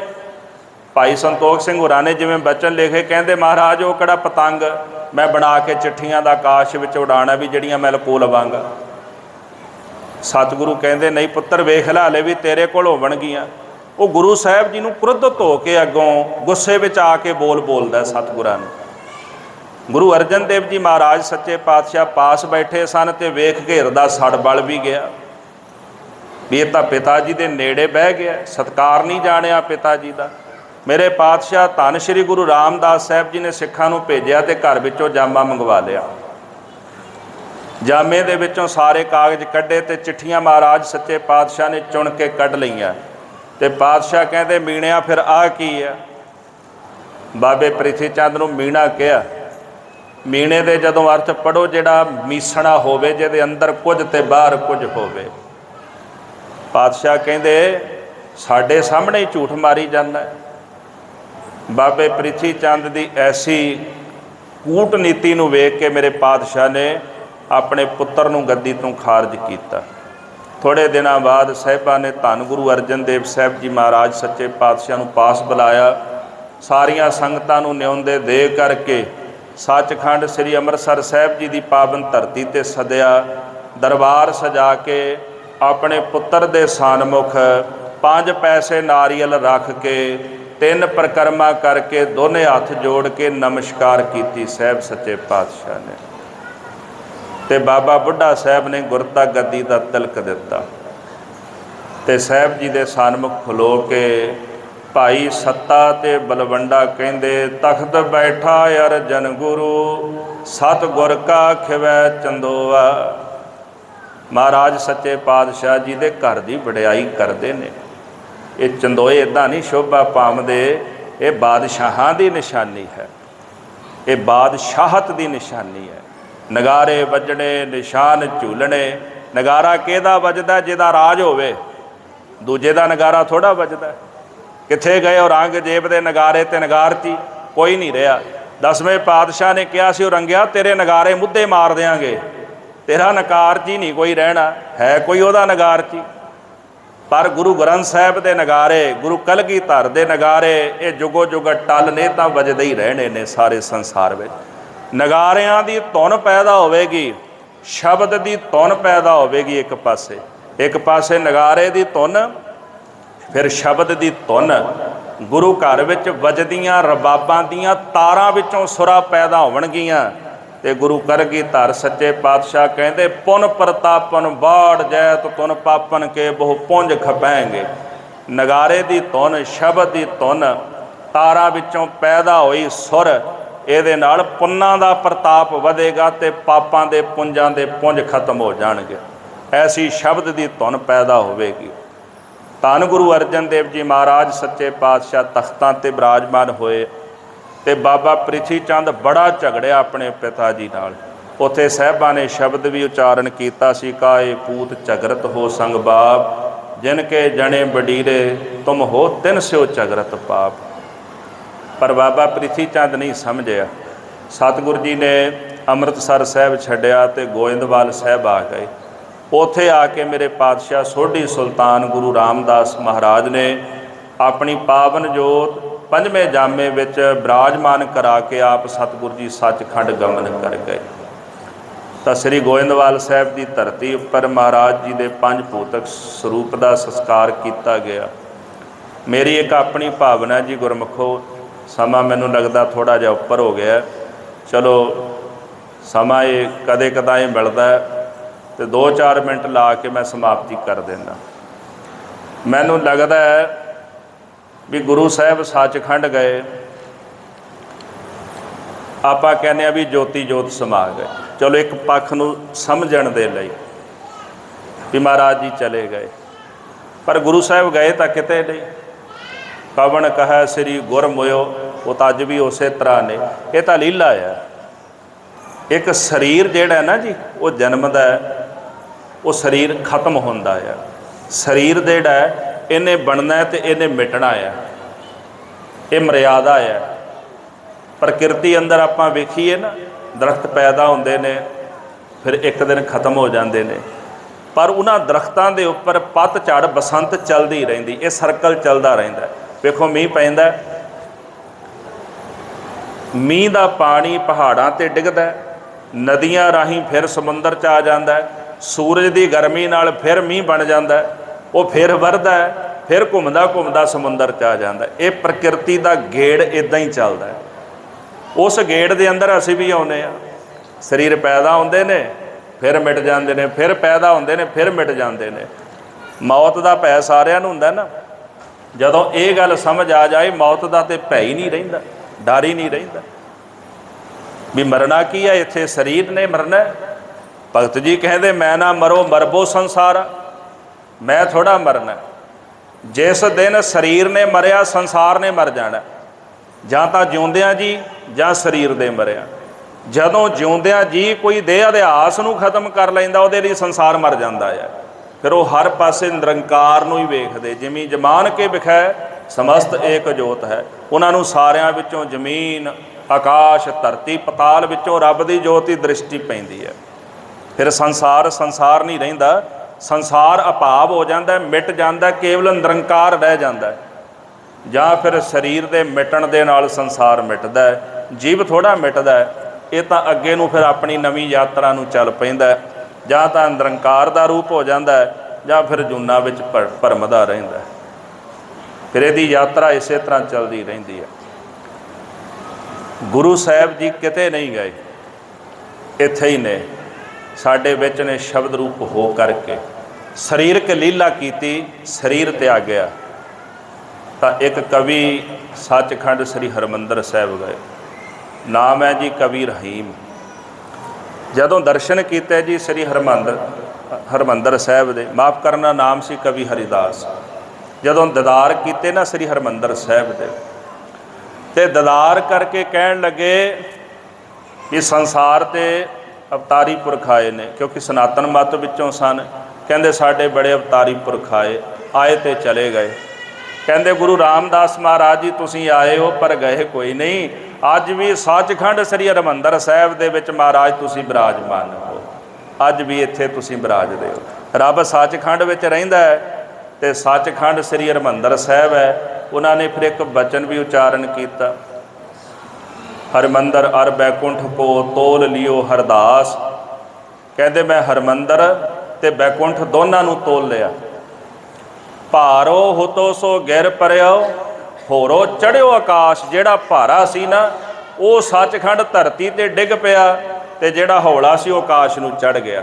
ਜਿਸ ਬਾਰੇ ਲੋਕ ਕਹਿੰਦੇ ਵੀ ਉੱਪਰ ਸੱਚਖੰਡ ਹੈ, ਕਹਿੰਦੇ ਉਹਦੀ ਮਹਿਮਾ ਹੌਲੀ ਸੀ, ਉਹ ਤਾਂ ਨੂੰ ਚੜ੍ਹ ਗਿਆ। ਜਿਹਦੀ ਭਾਰੀ ਮਹਿਮਾ ਸੀ ਉਹ ਧਰਤੀ ਤੇ ਰਹਿ ਗਿਆ। ਤੇ ਉਸ ਸੱਚਖੰਡ ਦੇ ਅੰਦਰ ਧੰਨ ਧੰਨ ਰਾਮਦਾਸ ਗੁਰ, ਜਿਨ ਸਿਰਿਆ ਤਿਨੈ ਸਵਾਰਿਆ, ਪੂਰੀ ਹੋਈ ਕਰਾਮਾਤ ਆਪ ਸਿਰਜਣਹਾਰੈ ਧਾਰਿਆ। ਉਸ ਜਗ੍ਹਾ ਤੇ ਗੁਰੂ ਰਾਮਦਾਸ ਸਾਹਿਬ ਜੀ ਵਸਦੇ ਨੇ। ਕਦੇ ਘਰੋਂ ਨਿਕਲੇ ਤਾਂ ਜੀਵਨ ਵਿੱਚ ਇੰਨੇ ਕੁ ਸੰਕਟ ਸਨ ਮਹਾਰਾਜ ਜੀ ਦੇ ਬਚਪਨ ਅੰਦਰ। ਤਾਂ ਜਦੋਂ ਘਰ ਵਾਲਿਆਂ ਨੇ ਵੀ ਦਰਵਾਜ਼ੇ ਬੰਦ ਕੀਤੇ, ਇੱਕ ਬੜਾ ਸੁੰਦਰ ਬਚਨ ਹੈ। ਮਹਾਰਾਜ ਦੇ ਭੈਣ ਭਰਾ ਵੀ ਸਨ ਗੁਰੂ ਰਾਮਦਾਸ ਮਹਾਰਾਜ ਦੇ, ਕਿਉਂਕਿ ਜਦੋਂ ਮਾਤਾ ਪਿਤਾ ਜੀ ਚੜ੍ਹਾਈ ਕੀਤੇ ਨਾ ਜੀ, ਕਹਿੰਦੇ ਸਾਰਾ ਪਰਿਵਾਰ ਆਇਆ, ਉਹਨਾਂ ਨੇ ਦਿਲਾਸਾ ਵੀ ਦਿੱਤਾ। ਇੱਕ ਵਾਰ ਇੱਕ ਸਿੰਘ ਨੇ ਸਵਾਲ ਕੀਤਾ, ਉਹ ਗਿਆਨੀ ਸਿੰਘ ਹੀ ਸੀਗਾ, ਬਰਨਾਲੇ ਵੱਲੋਂ ਉਹਨਾਂ ਦਾ ਫੋਨ ਆਇਆ ਮੈਨੂੰ। ਕਹਿੰਦੇ ਵੀ ਇਹੋ ਜਿਹਾ ਕੀ ਹੋ ਗਿਆ ਸੀਗਾ ਵੀ ਗੁਰੂ ਰਾਮਦਾਸ ਮਹਾਰਾਜ ਸੱਚੇ ਪਾਤਸ਼ਾਹ ਨੂੰ ਉਹਨਾਂ ਦੇ ਪਰਿਵਾਰ ਵਿੱਚੋਂ ਕੋਈ ਵੀ ਰੱਖਣ ਲਈ ਤਿਆਰ ਨਹੀਂ ਸੀ। ਜਦੋਂ ਉਹਨਾਂ ਦੇ ਮਾਤਾ ਪਿਤਾ ਚੜ੍ਹਾਈ ਕੀਤੇ ਤੇ ਸਾਰੇ ਆਏ ਸਨ। ਐਸਾ ਕੀ ਹੋਇਆ ਸੀ? ਫਿਰ ਖੋਜ ਕਰਦਿਆਂ ਨਾ ਇੱਕ ਲੇਖ ਮਿਲਿਆ। ਉਸ ਲੇਖ ਵਿੱਚ ਬਚਨ ਆਉਂਦਾ, ਮਹਾਰਾਜ ਜੀ ਦਾ ਇੱਕ ਭਰਾ ਤੇ ਇੱਕ ਭੈਣ ਸੀ। ਜਦੋਂ ਮਾਤਾ ਪਿਤਾ ਚਾਲਾ ਪਾ ਗਏ ਨਾ, ਤੇ ਥੋੜ੍ਹੇ ਸਮੇਂ ਬਾਅਦ ਮਹਾਰਾਜ ਜੀ ਦਾ ਭਰਾ ਤੇ ਛੋਟੀ ਭੈਣ ਵੀ ਚਾਲਾ ਪਾ ਗਈ। ਪਰਮੇਸ਼ਰ ਦੀ ਐਸੀ ਕਲਾ ਵਰਤੀ ਜੀ। ਕਹਿੰਦੇ ਇਕੱਲੇ ਰਹਿ ਗਏ ਤੇ ਉਦੋਂ ਲੋਕਾਂ ਨੇ ਕਿਹਾ, ਜਿਵੇਂ ਅੱਜ ਕੱਲ੍ਹ ਲੋਕਾਂ ਦਾ ਸੁਭਾਅ ਹੁੰਦਾ ਵੀ ਤੇਰੇ ਕਰਕੇ ਇੱਦਾਂ ਜੀ, ਆ ਫਲਾਣਾ ਚਲਾ ਗਿਆ, ਤੇਰੇ ਕਰਕੇ ਆ ਹੋ ਗਿਆ। ਲੋਕਾਂ ਨੇ ਤਾਨੇ ਮਾਰਨੇ ਸ਼ੁਰੂ ਕਰ ਦਿੱਤੇ। ਉਹ ਵਿਦਵਾਨ ਕਹਿੰਦਾ, ਕਿਸੇ ਵਿਦਵਾਨ ਦੀ ਲਿਖਤ ਮੈਂ ਸਾਂਝੀ ਕਰ ਰਿਹਾ, ਉਹ ਕਹਿੰਦਾ ਵੀ ਜਦੋਂ ਮਹਾਰਾਜ ਛੋਟੇ ਕਿਸੇ ਦੇ ਕੋਲ ਖੇਡਣ ਜਾਂਦੇ ਸਨ, ਉਹ ਬੱਚਿਆਂ ਨੂੰ ਘਰ ਦੇ ਵਿੱਚ ਵਾੜ ਲੈਂਦੇ ਸਨ ਵੀ ਇਹਦੇ ਨਾਲ ਨਹੀਂ ਖੇਡਣਾ। ਫਿਰ ਨਾਨੀ ਜੀ ਬਾਸਰ ਕੇ ਨਗਰ ਲੈ ਕੇ ਆਏ, ਉੱਥੋਂ ਗੋਇੰਦਵਾਲ ਸਾਹਿਬ ਗਏ, ਸੇਵਾ ਕੀਤੀ। ਤੇ ਇੱਕ ਉਹ ਸਮਾਂ ਸੀ ਜਦੋਂ ਆਪਣੇ ਹੱਥਾਂ ਨਾਲ ਘਰ ਦਾ ਤਾਲਾ ਮਾਰ ਕੇ ਆਏ। ਇੱਕ ਉਹ ਸਮਾਂ ਸੀ ਜਦੋਂ ਲਾਹੌਰ ਦੀਆਂ ਸੰਗਤਾਂ ਨੇ ਬੇਨਤੀ ਕੀਤੀ, ਮਹਾਰਾਜ ਜੀ ਲਾਹੌਰ ਵਿੱਚ ਚਰਨ ਪਾਓ। ਇੱਕ ਉਹ ਸਮਾਂ ਸੀ ਜਦੋਂ ਕੋਈ ਸਾਥ ਨਹੀਂ ਸੀ ਨਿਭ ਰਿਹਾ। ਅੱਜ ਉਹ ਸਮਾਂ ਸਿੱਖੀ ਅਤੇ ਸੰਗਤੀ ਪਾਰ ਬ੍ਰਹਮ ਕਰ ਨਮਸਕਾਰਿਆ। ਗੁਰਸਿੱਖਾਂ ਨੇ, ਸੰਗਤਾਂ ਨੇ ਪਾਰ ਬ੍ਰਹਮ ਪਰਮੇਸ਼ਰ ਜਾਣ ਚਰਨਾਂ ਦੇ ਵਿੱਚ ਨਮਸਕਾਰ ਕੀਤੀ ਤੇ ਸਾਰੇ ਉਹਨਾਂ ਨੂੰ ਧੰਨ ਧੰਨ ਕਹਿੰਦੇ ਨੇ। ਗੁਰੂ ਰਾਮਦਾਸ ਮਹਾਰਾਜ ਤੁਸੀਂ ਧੰਨ ਹੋ, ਧੰਨ ਹੋ। ਬੈਠਾ ਸੋਢੀ ਪਾਤਸ਼ਾਹੋ ਰਾਮਦਾਸ ਸਤਿਗੁਰੂ ਕਹਾਵੈ, ਪੂਰਨ ਤਾਲ ਖਟਾਇਆ ਅੰਮ੍ਰਿਤਸਰ ਵਿੱਚ ਜੋਤ ਜਗਾਵੈ। ऐसे गुरु रामदास महाराज जी का ज्योति जोत पर्व जो कल आना है, अज गुरु अर्जन देव साहब जी महाराज सच्चे पातशाह जी का गुरियाई पर्व भी है। धन गुरु रामदास महाराज जी के चरणों ते कोटान कोट नमस्कार है। धन गुरु अर्जन देव महाराज सच्चे पातशाह जी की कमाई धन है। ऐसे पातशाह के चरणों ते भी कोटान कोट नमस्कार है। बलिहार जाइए गुरु अर्जन देव साहब तो, जिन्हों ने बड़ियां वड्डियां दातां सिखां दी झोली विच पाईयां, चाहे वो शहादत की गल होवे, चाहे वो अमृतसर सरोवर की, ते चाहे हरमंदर साहब की गल होवे, ते चाहे गल गुरु ग्रंथ साहब जी की होवे। बलिहार जाइए ऐसे गुरु तो नारायण नरपत नमस्कार है। ऐसे गुरु को बल बल जाइए आप मुक्त मोहे तार है। धन गुरु अर्जन देव साहब जी महाराज जी के गुरियाई पुरब दियाँ लख लख वधाइयाँ। गुरु ग्रंथ साहब जी महाराज जी के पहले प्रकाश पुरब दियाँ आप जी नूं लख लख वधाइयाँ। गुरु ग्रंथ साहब जी कृपा करन साडे हिरदियां विच रोशनाई होवे। बाणी जरूर पढ़िया करो, अमृत वेले उठ के नितनेम करया करो। नितनेम नहीं छड्डना, गुरसिख ने अपना जरूर नितनेम करना है। करना भी 5 बाणियां दा, ये नहीं भी आपां जपजी साहब कीता भी चलो मैं जपजी साहब कर लिया, बाकी काम तो सारे पूरे करते हैं। नितनेम भी संपूर्ण करिए। नितनेम दा लड़ गुरसिख ने नहीं छड्डना। महापुरख कहंदे सन नितनेम गुरु नानक साहब की बाँह है, तुसीं उन्हां दी बाँह फड़ लो, गुरु नानक साहब तुहाडी बाँह नहीं छड्डणगे। उन्हां दी बाँह फड़ लो, ये बाँह है महाराज दी। नितनेम नहीं छड्डना। बाणी मुखों उचारी है, होए रोशनाई मिटाया अंधियारा। भाई गुरदास साहब जी कहते बाणी नूं रसना नाल जपांगे, चानना होवेगा ते हनेरा मिटेगा। गुरु कृपा करन, साहब सतगुरु जी साडे ते कृपा करन जी। नामदान गुरसिखी जीवन की दात बख्शिश करन। गुरु ग्रंथ साहब जी महाराज जी का कोटान कोट शुकराना। समूह साध संगत जी का कोटान कोट शुक्र है।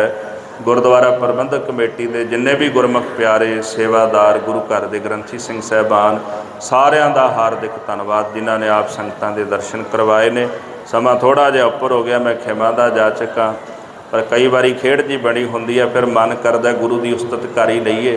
दुनियावी गल्लां भी इवें ही चलदियां रहिंदियां अपणियां, पर आ समा नहीं सानूं वार-वार मिलना। लाग ते दीवान रहे, गाव ते सुजान रहे, झूल ते निशान रहे, पंथ महाराज के गाज बज के गुरु फतेह दी साँझ पाओ जी। वाहिगुरू जी का खालसा, वाहिगुरू जी की फतेह।